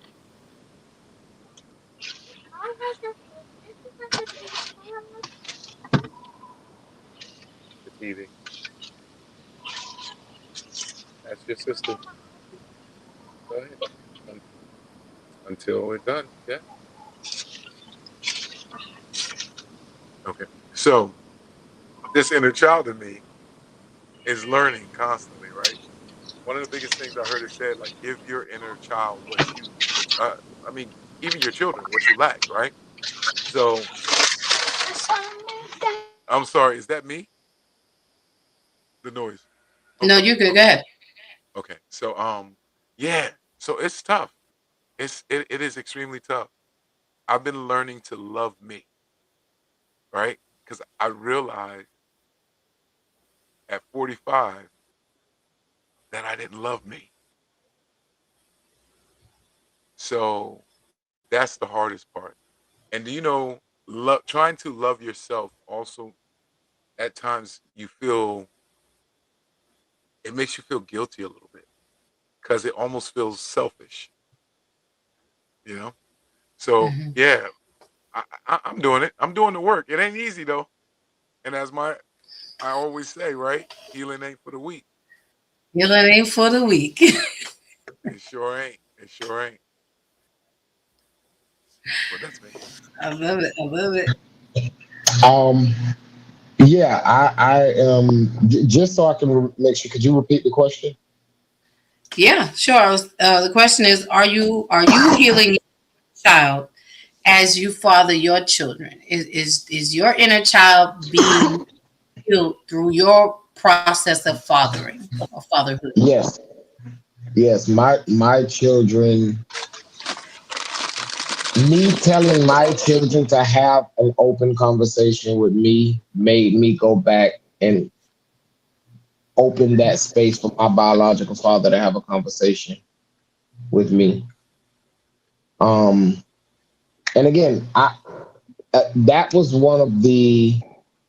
I feel like that ranks very high on one of the best decisions I've ever made because harboring that animus towards him didn't do me any good.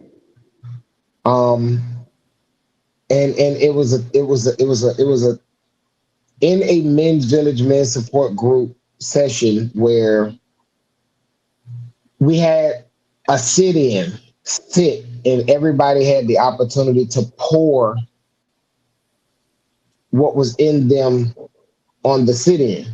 Now mind you, this person was extremely strong because that was by far one of the heaviest men's group sessions I have ever been a part of. Um, Hmm. and I did it, but then I also realized I did that, but it was me creating an excuse not to man up and go talk to this man. And I had a conversation with him, and I guess like I feel like God aligned us at the right moment because he's tried to have the conversation with me, but my animosity and my hurt and the way culture, like my example of how to respond to a dad trying is to be angry and remind him of him never being there. Um, but when I actually grew up as a man in that space, I just listened to him. And he was wise enough to keep my mother name out of his mouth because that ain't gonna never go nowhere. Not that she's perfect, but she was present. That's the power of presence. His presence will allow perfection to not be necessary. Um, so yeah, that me having a relationship with my daughters and God knows I value that relationship. Um, I can't my dad can't get the presence, but me being a believer in God, I could at least allow him the opportunity to speak his truth in terms of what happened. And yeah, it gave me a heart of flesh towards him, which healed me in so many other spaces like childhood. wounds getting heal you in so many other ways than just the space of the kid. And for me, because I've grown through childhood, once I started the childhood healing process, it just compounded and went up and up and up, and so many other things fell in place. Things that I had been dealing with for years just kind of fell in place. So that was actually a healing process that went from 0 to 100 real quick. That's why I keep pushing that, because I've learned some relationships can make it rough. That's not an excuse, but it can be rough at times. And so I'm hoping that both men and women hear what I'm saying. Like, allow that space for healing so that child can get what that child needs, because a child needs their mother and a child needs their father.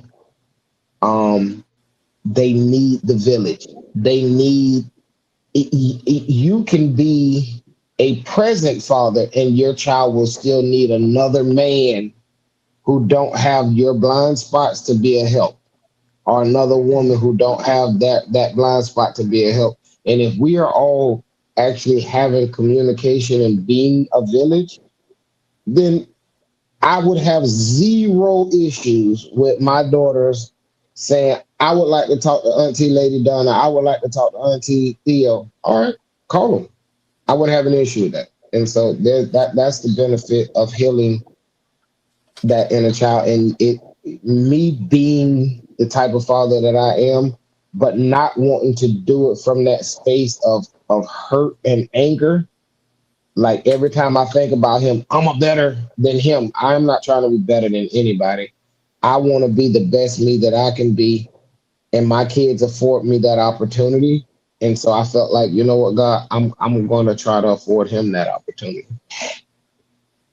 And I think what's so important about that healing piece is that as we navigate life and things that go through, there's always something that's going to spark, right?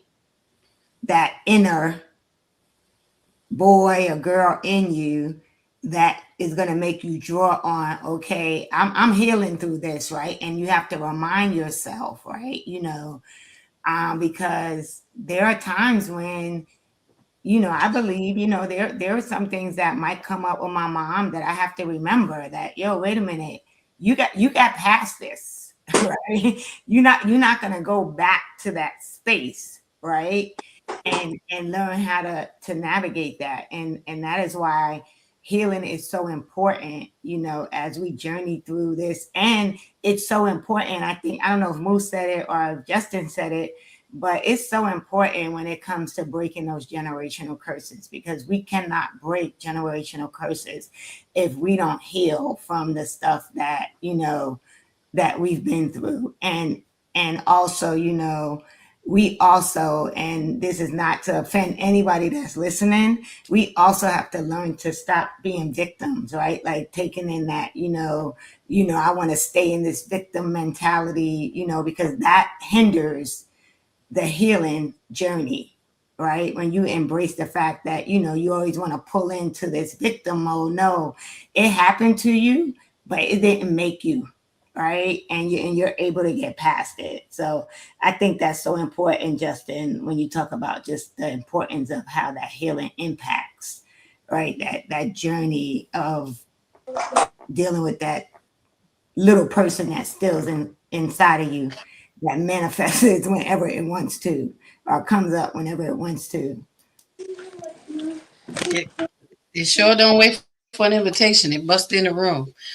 Big Clay, while your technology is technology in the right way, the question on the table, I don't know if you heard it, was, are you healing your inner child? Do you find that you're healing your inner child, or your inner child is healing as you are fathering your children? I have healed. I've healed from all of that foolishness with daddy issues, because, like I said, I've been a father for 31 years. I've been a daddy. I've been a father to other people's kids, and healing. I think it sometimes it takes a minute for some people. For me, it was at an early age, and I just because I wanted to be a husband and I wanted to be a father, so I healed in that process of becoming an adult. And as you grow, we just keep learning. With your kids, you're doing different things with them. You're seeing different things, and yeah, you do look back at some things that had happened to you, and what was there, what wasn't there. What works for me is talking. So I mostly talk about what happened to me. I'm not angry no more. Because my mother and my father's deceased. So my father died the year before my mom. So, and I didn't know. And I have other siblings, but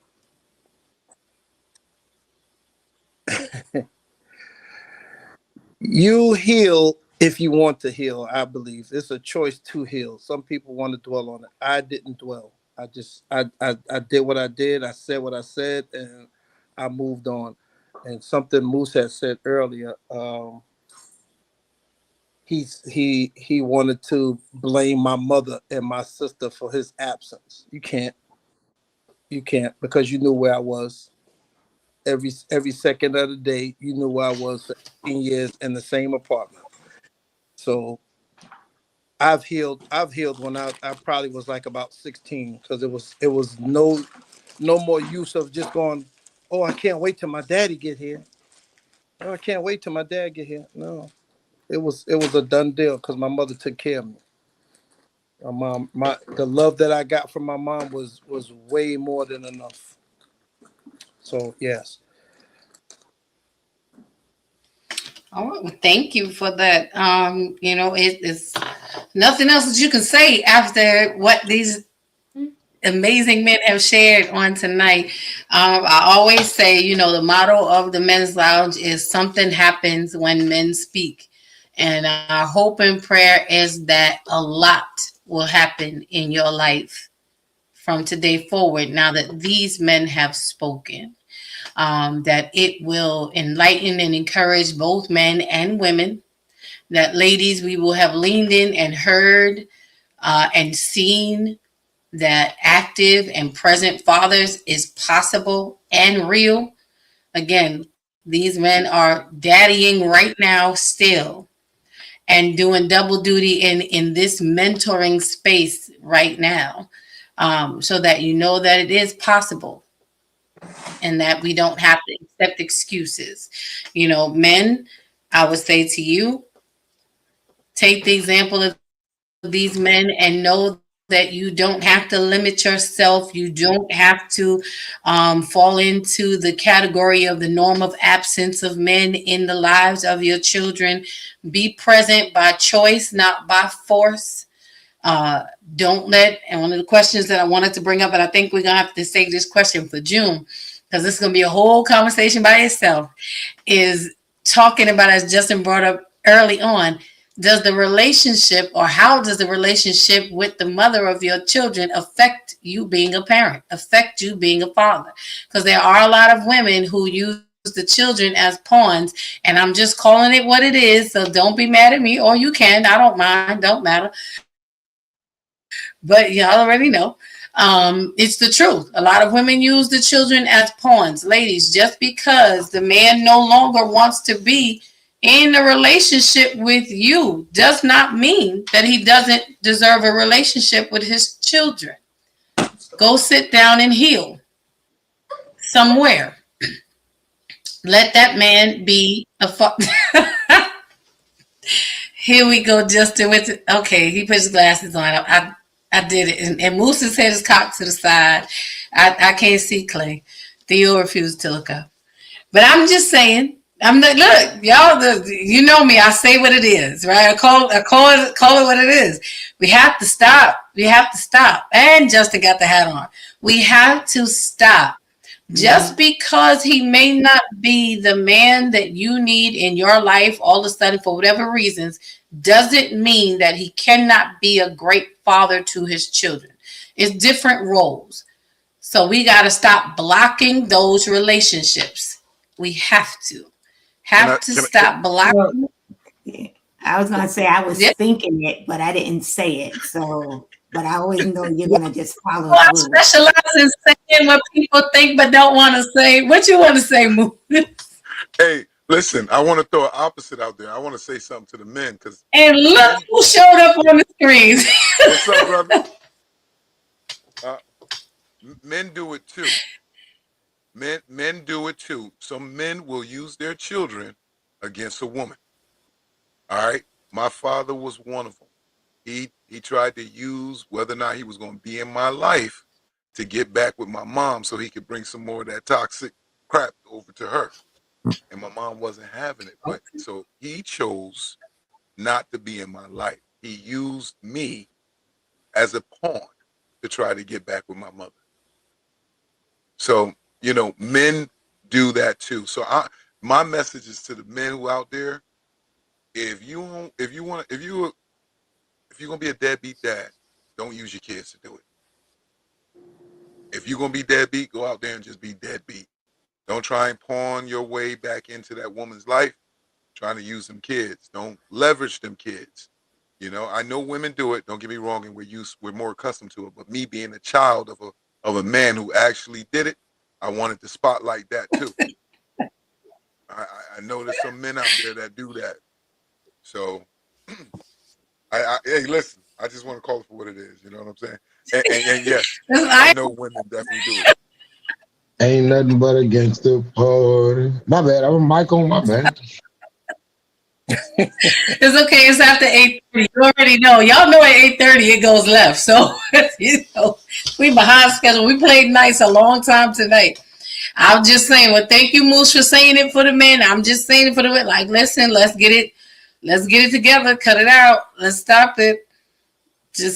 Look, let that other parent be the parent.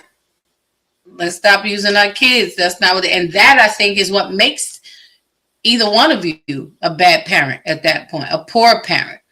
When you start using your children as pawns to get what you want. Nah, if you suck at being a husband, a wife, a boyfriend, girlfriend, whatever, just look, go somewhere and learn how to be better, but don't use them kids.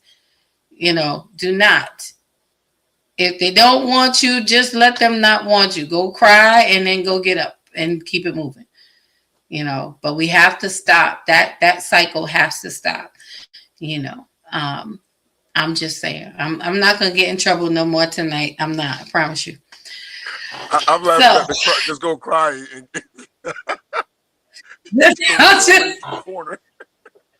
Listen, why go sit in the corner? Just go cry. Just go cry because really, like what?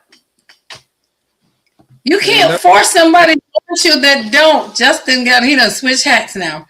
You can't force somebody that wants you that doesn't. Why would you want someone that doesn't want you? Just because you have kids, let that person free and free yourself. Denisha says, I will never use my children as pawns, but it does affect my parenting. So mentally, sometimes I don't enjoy motherhood. Yes, men do it, unfortunately, too. Now, see, Denisha, we should have had you up here because this is a heavy comment. And it's relatable and it's a real thing, you know. I mean, and as a single mom, you're making me think back now. I never used my son as a pawn either. It never even occurred to me. It was just like it just wasn't gonna happen. You know, it was not gonna be that, bro. Go about your way. You know, free yourself. I will send you off with a goodie bag and all. Just go, do what you do. But I do understand that point of it affecting you mentally so you don't enjoy motherhood, that you don't enjoy parenting. And I remember times when I did not enjoy this job and this role. And I have to be honest, since she brought it up, it really started even while I was pregnant, carrying my son. I did not enjoy not one bit of the journey. I just kept saying, I'm pregnant and I got to have this baby. And I used to feel so disconnected from my son, even carrying him. I would try to lay on the bed and put my hands on my stomach. You know, you feel the baby moving, trying to force this connection because this is what you're supposed to do. And it's the bonding because you got a whole person in your body, you know. And then I'd be like, yeah, no, I'm not feeling nothing. I don't know who this person is. I'm just carrying them. Like, I'm just an incubator right now. I didn't have that emotional attachment. I didn't have that good feeling. You know, I did not enjoy pregnancy. Go ahead, Moose. Question, just because of what you said. Were you experiencing postpartum? No. Now, I asked that because I don't know if you can experience that before you have the baby, but I just asking because I'm ignorant on that. What? As far as No. symptoms like Listen. depression. I would say I was dealing with. I never knew what depression looked like for me because I had never experienced depression before. Because I'm always an upbeat, solution oriented, like, you know, I can manage, I can hang. I just need to know what something is, and then I can adjust to whatever it is. I can handle that. I just need to know what it is. So I didn't even know that I was going through depression because of this breach in a relationship.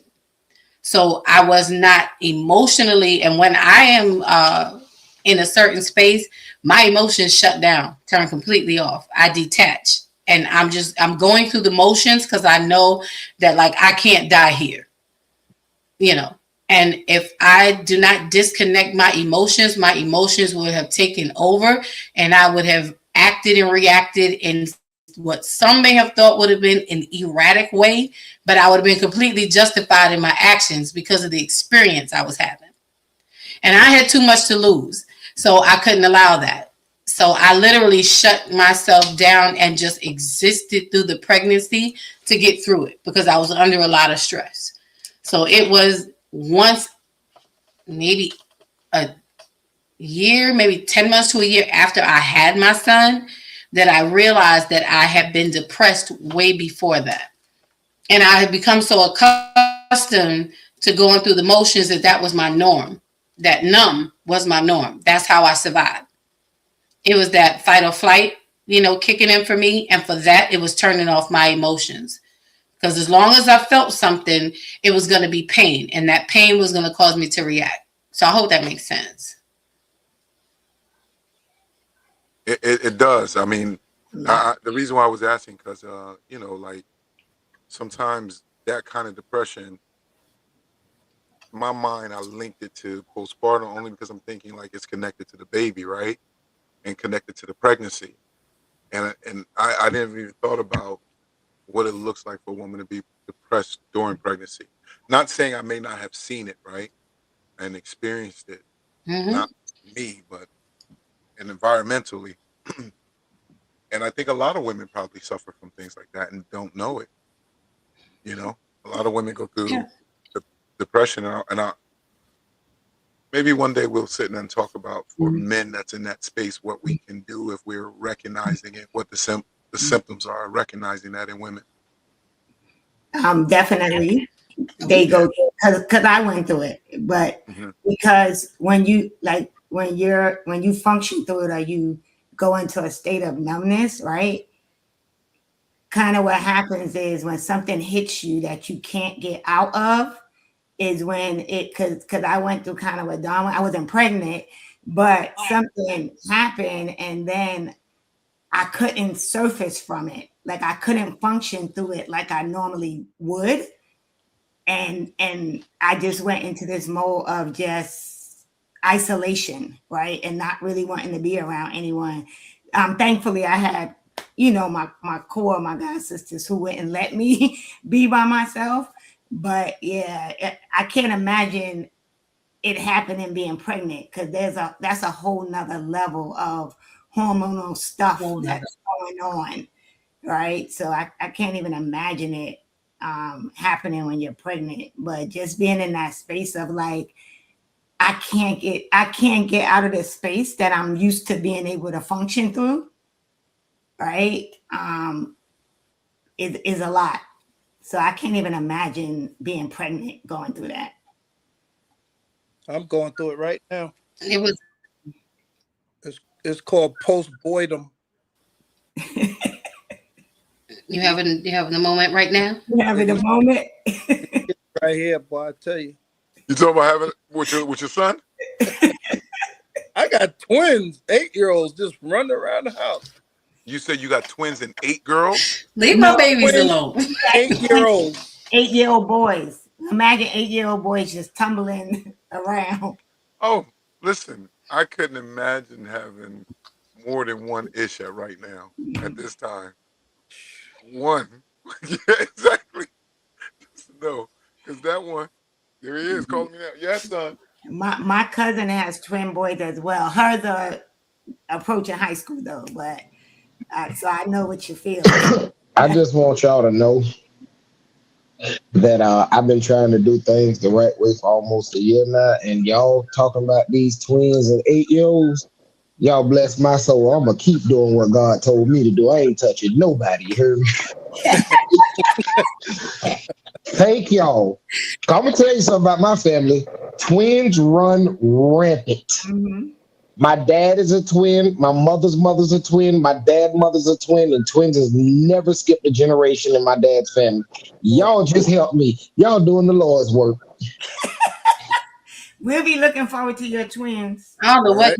When you Yes, we gonna host it. We do. That's why we hosting the big hour. that's I don't know what. That's why we accept the applications. I enjoy walks That's on right. the beach. I enjoy nice restaurants, and I enjoy even more when you go home to your house to sleep in your bed without me there. You ain't even got to worry about the first, second, or third date with me.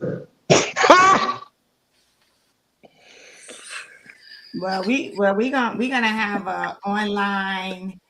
That's his application.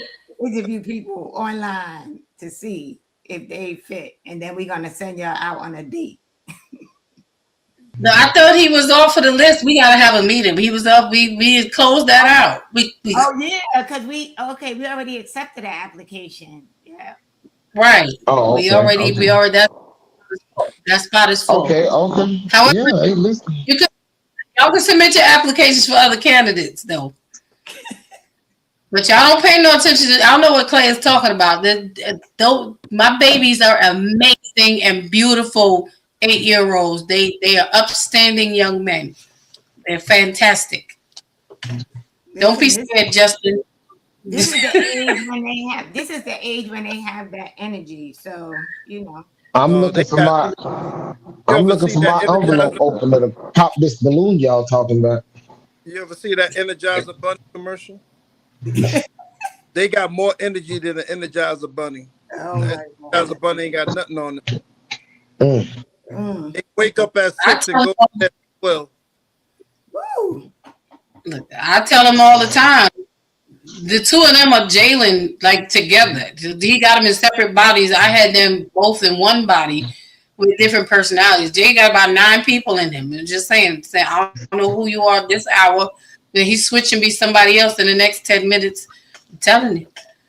Which is exactly why I'm an auntie mom by choice. I pick your kids out, keep them, everything, but I return them to you. I've been trying to return him. They won't take him back. You can't because you can't. He's too big. I'm telling you. You said, Brother Clay, Elder. Yes, sir. Elder Clay, you done the Lord's work tonight. Mm-hmm.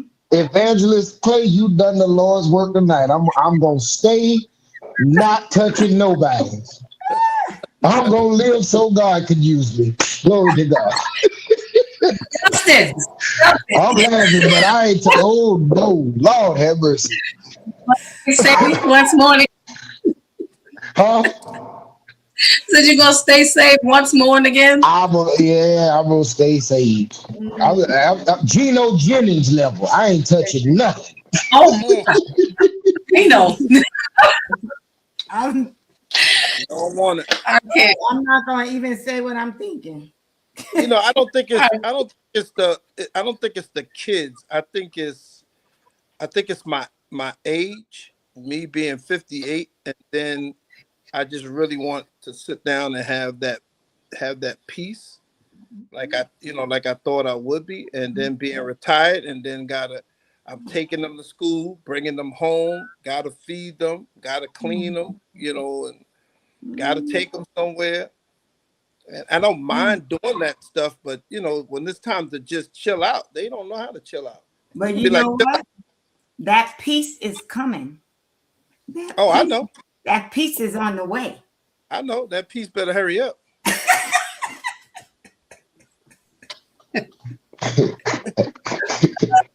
You might. Do y'all hear that? You might get here. I ain't gonna have no hair on my head. Oh, that already happened already. Say that. Do y'all hear that? What's that? That's the piece they talking about. I ain't got none of that in my house. Glory to God.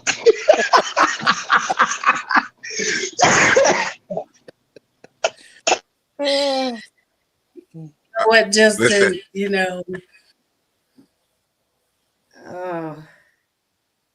Look, I was gonna be messy, so. Peace is on the way.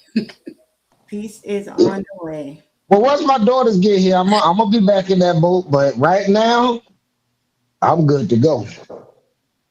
Even though I'm going to the gym when we get off this. Well, no, I have to go in the morning. Okay. You didn't work out this morning. Listen. I worked out this morning. Listen, mine is 24, and I can't. The fact that he even talks to me, I didn't want to hear his voice. I was like, just text me. Don't actually use your words. Text me. Just shh. I'm just saying. Denitra said, "Oh, come on, Justin. Hey, listen, the applicant has spoken." When you find peace, ain't nobody giving that up, man. Listen, he had a moment where he was thinking. He had a slip moment where he was thinking. Then reality hit. He said, Listen, the worst thing that can happen, and I know some of you ladies know it too, the worst thing that can happen is you take a good person and you run them through the ringer, and then they get liberation. They're not going back. I promise It's a wrap. I promise you, when that freedom bell ring for me,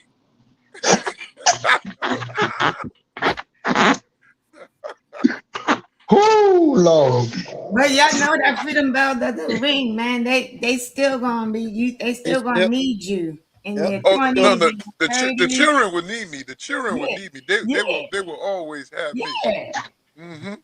The children will have me. They will have me for the rest of my life, their life, you name it. But there's a certain freedom I'm talking about. Oh, okay. She said Come on, sir. Uniform. Oh, she waiting for my. Oh, she said she I hear you, Muslim. She said she on the team, bro. Oh. She on that. We already got a hat size.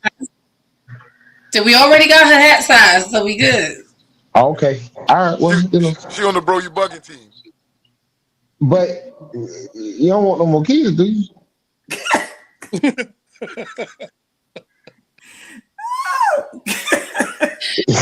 I think that might be a deal breaker. No, that's definitely a deal breaker. Yeah, well, if y'all I'll jump in. No, I'll jump in and help somebody else. I just not my own. You're not trying. I don't want no more. No new babies. No new babies. Don't block the work of the Lord, Justin. Don't block the work of the Lord. I was gonna say, it's in God. It's God's time will. What's that, Paul? You wish that all men were like you? Here I am, Lord.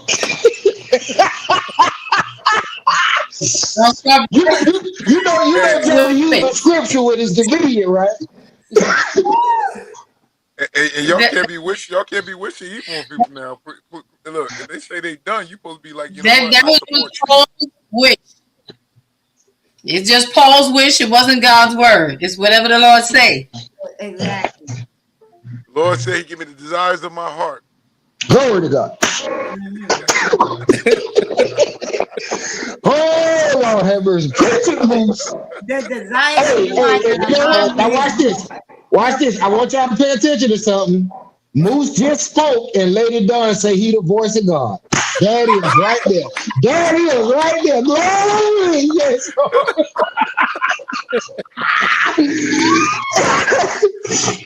I'm Now, done. sis, I'm done. just remember, we don't always speak out of our mouth what's the real desires of our heart, but the desires of our heart is supposed to match up with the will of life for us. That's what I was going to say. It's the desires of your heart that match with the will of God. Bend my will to your will, Lord. I'm just saying. Because he already has a purpose and a plan for you. Come on. You know what? I'm trying to find out what the purpose and the plan is if I now have grown kids, I'm done, and God want me to restart that all over again, knowing I'm probably almost out of here. Why would he do that to me? But that happens because you want to know something? My oldest sister is 11 years older than me. I mean, I know it happened, but listen, I mean, God lets things happen. It ain't all his will. He lets things happen. He put things in motion. He said, if this meets this, this is what happens. Right? So things are going to happen. I don't think it's in his will that he wants my child to grow up without their father. So why would I have a kid at such a late age? I think that's a human only thing. 45. Oh yeah. No, I'm talking about starting over. Like Sorry. Okay. like starting over. You know, like and Well, even this at 45. Like look- me and Ish, I'm 40. Ish born. Ish is 40. Ish is 5. I'm 45. I gotta think about that. You know, 15 years I'll be 60. Right? It should be 20. Yeah, but you'll be a healthy 60. Yeah, that's. Thank you for blessing me. Thank you. I received that. I'm gonna talk how they talk in church. I have gone as far as I have been led to go. I'm gonna turn the remainder of the service into whoever else want it because I ain't got it.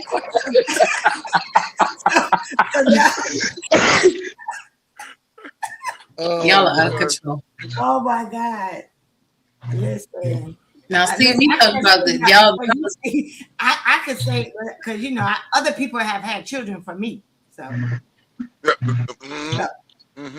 you know. I got daughters. They're gonna have children. I'll be a good granddaddy. Lady Dawn, you said yours older. You gonna start over too? She ain't starting over. Whatever the Lord say. Whatever the don't lean in the don't. Hey, whatever the Lord said.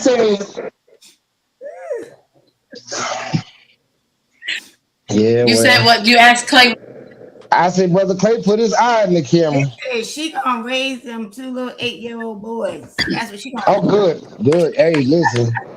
I'm gonna act like Brother Jonah on this one. I'm gonna get on the boat and go somewhere else. The Lord gonna have to make me fall in it. Brother Clay. Brother Clay. Yeah. You gonna start over?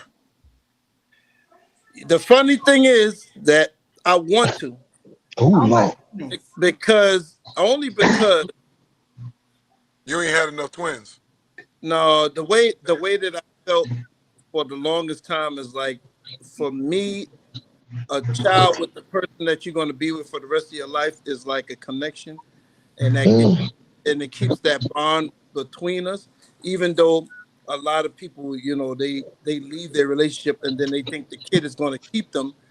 For me, I'm thinking my person is my person that we're going to live for the rest of our lives together with, and then we have something in between that's ours, and it don't just have to be it's that bond with the child that we can say that is ours. That's how I felt all my life. I respect that. God bless you, Brother Clay. Yeah. I meet my person. My Denise, person say they Denisha want more said kids. no I'm like, you ain't more my person. kids. I love Denisha kids. said no more kids. You said, wait, I said you it's said whatever I the Lord said? say. It's- Oh, Denitra said it. Oh, okay, No, Denitra, let me call you real quick then. Time out. Denitra talking my language now. Woo! But she has kids, right? you Yeah, I kids, don't mind her having a kid. Okay. And He then just you said he ain't having Hey, no more. Brother Clay, you said that that's something y'all share. Whitney Houston told me that my love was her love and her love was my love. So we could share that. And there ain't no kids involved. Oh, Lord, I'm telling you, kids is her love, and her love is your love. Yes. and That's it how will it take is. eternity. that's how it goes. Oh, I can't look. want children unless God performs the Yes, miracle. Well, Denitra. God is in the miracle work. Yeah, Denitra, He's in I the got to pop miracle my work. balloon now. Denitra done brought God in that. No, I don't want God to trick me. I ain't touching nobody. I'm sorry, Lord. It's two application. Listen, if it's His will, she'll get pregnant without me. We're gonna have It will another. not be another. It shall not. It shall not be. Oh, okay. Well, then There was only one. Lord help us. Oh, Bro, I can't. You never know what's going to happen. I just learned that. See, I can't say no and it'll never happen because the way my life be life, and I say no and I have 5 kids, so I just don't say nothing. I just don't say it. I'm just like, whatever the Lord say, that's what it is. Like, I ain't nothing about 5. The Bible told I you didn't either. I'm just. your names be ladies. 1. I'm just saying the way it works. I will be. Listen, I told you I didn't need my door open, and now look what happened. See what I'm saying? That's why I'm like. We can be Denitra says, she says she's been over friends. There you go. See, this why we don't need to do that, man. I like the way you talking again. mm-hmm. Lord help me. No. You real lukewarm tonight. Then you real lukewarm tonight. No. What's happening? I am very hot about not having no children. I promise you that. I know I don't want no more kids. Not my own. I will hop in Not my and own, help. Lord, but whoever else you give me. Yeah, no. I won't talk about it here, but there's a legitimate reason for that.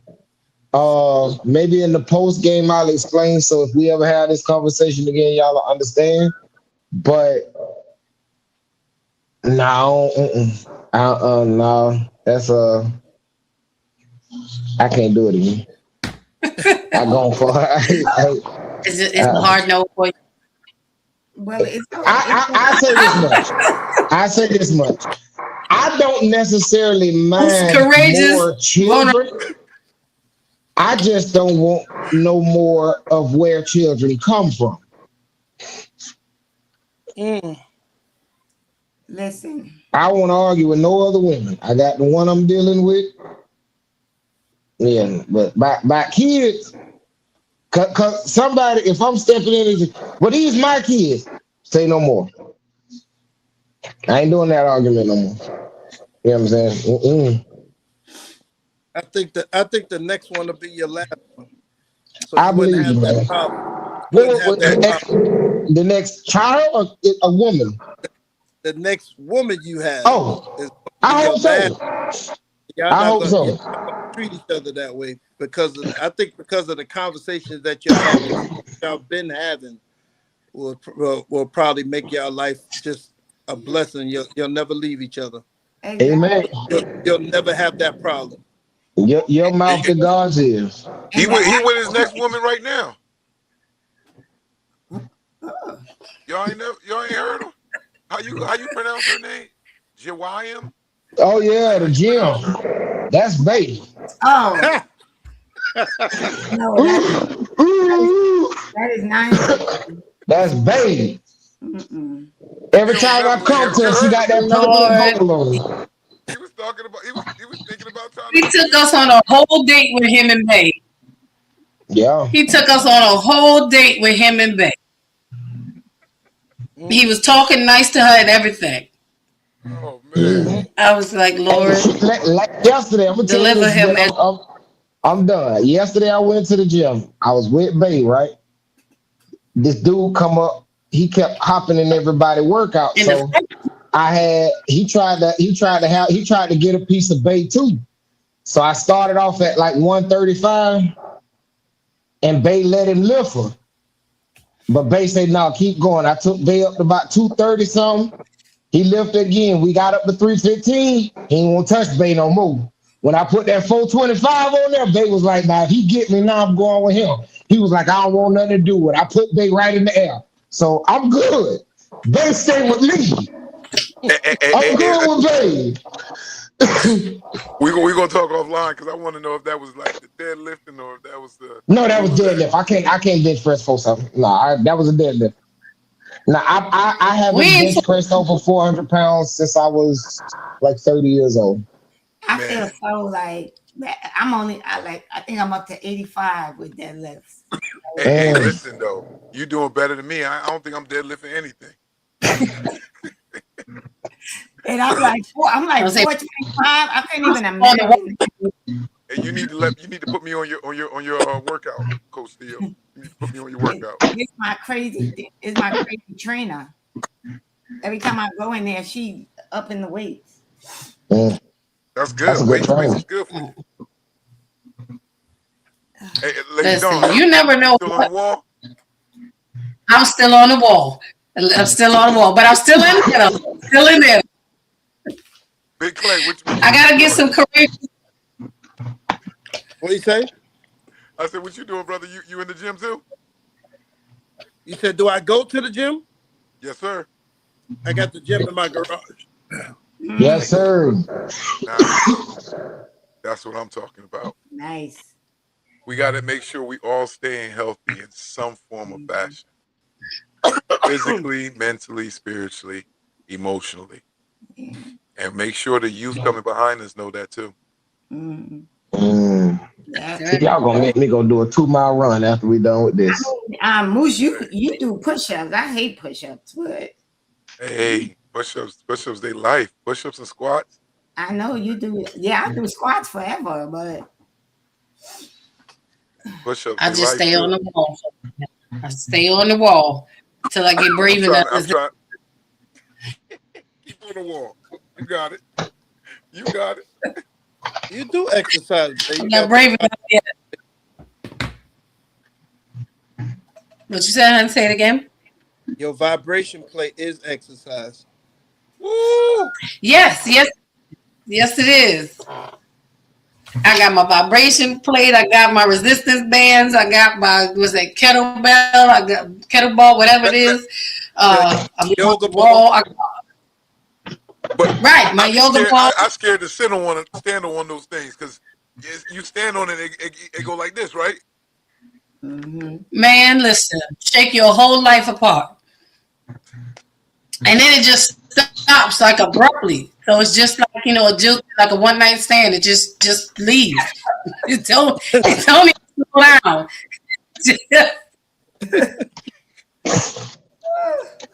Just leave me shaking. Leave you shaking while it breaks out. Well, what? At least be polite and say goodbye. We still live. I'm like, we done went. This whole conversation done went. So listen, y'all, because y'all know Thursday nights, you never know. Killing me. It would be Thursday night if we didn't do stuff like this. But yes, we all still live. And hey, look, we're just gonna wrap it. I'm just gonna tell y'all to come back next Thursday because there's no way for us to recruit this conversation. But we're here now. So next Thursday is poetry night, y'all. So come on through. Denitra is gonna be here sharing. I'm sure Moose is gonna be here sharing. AJW. We're gonna find something for Coach Theo and for Big Clay to share. I'm gonna be here sharing as well. We're gonna end the month of May with some fun poetry and have an awesome night. Yeah. So with that being said, listen, y'all have a great rest of your night and an awesome weekend. And we will see you next Thursday. Invite a friend. You can only get this kind of fun here. Have a great night, everybody. Have a good Let's night. see. Look, now I don't even want to go off no more.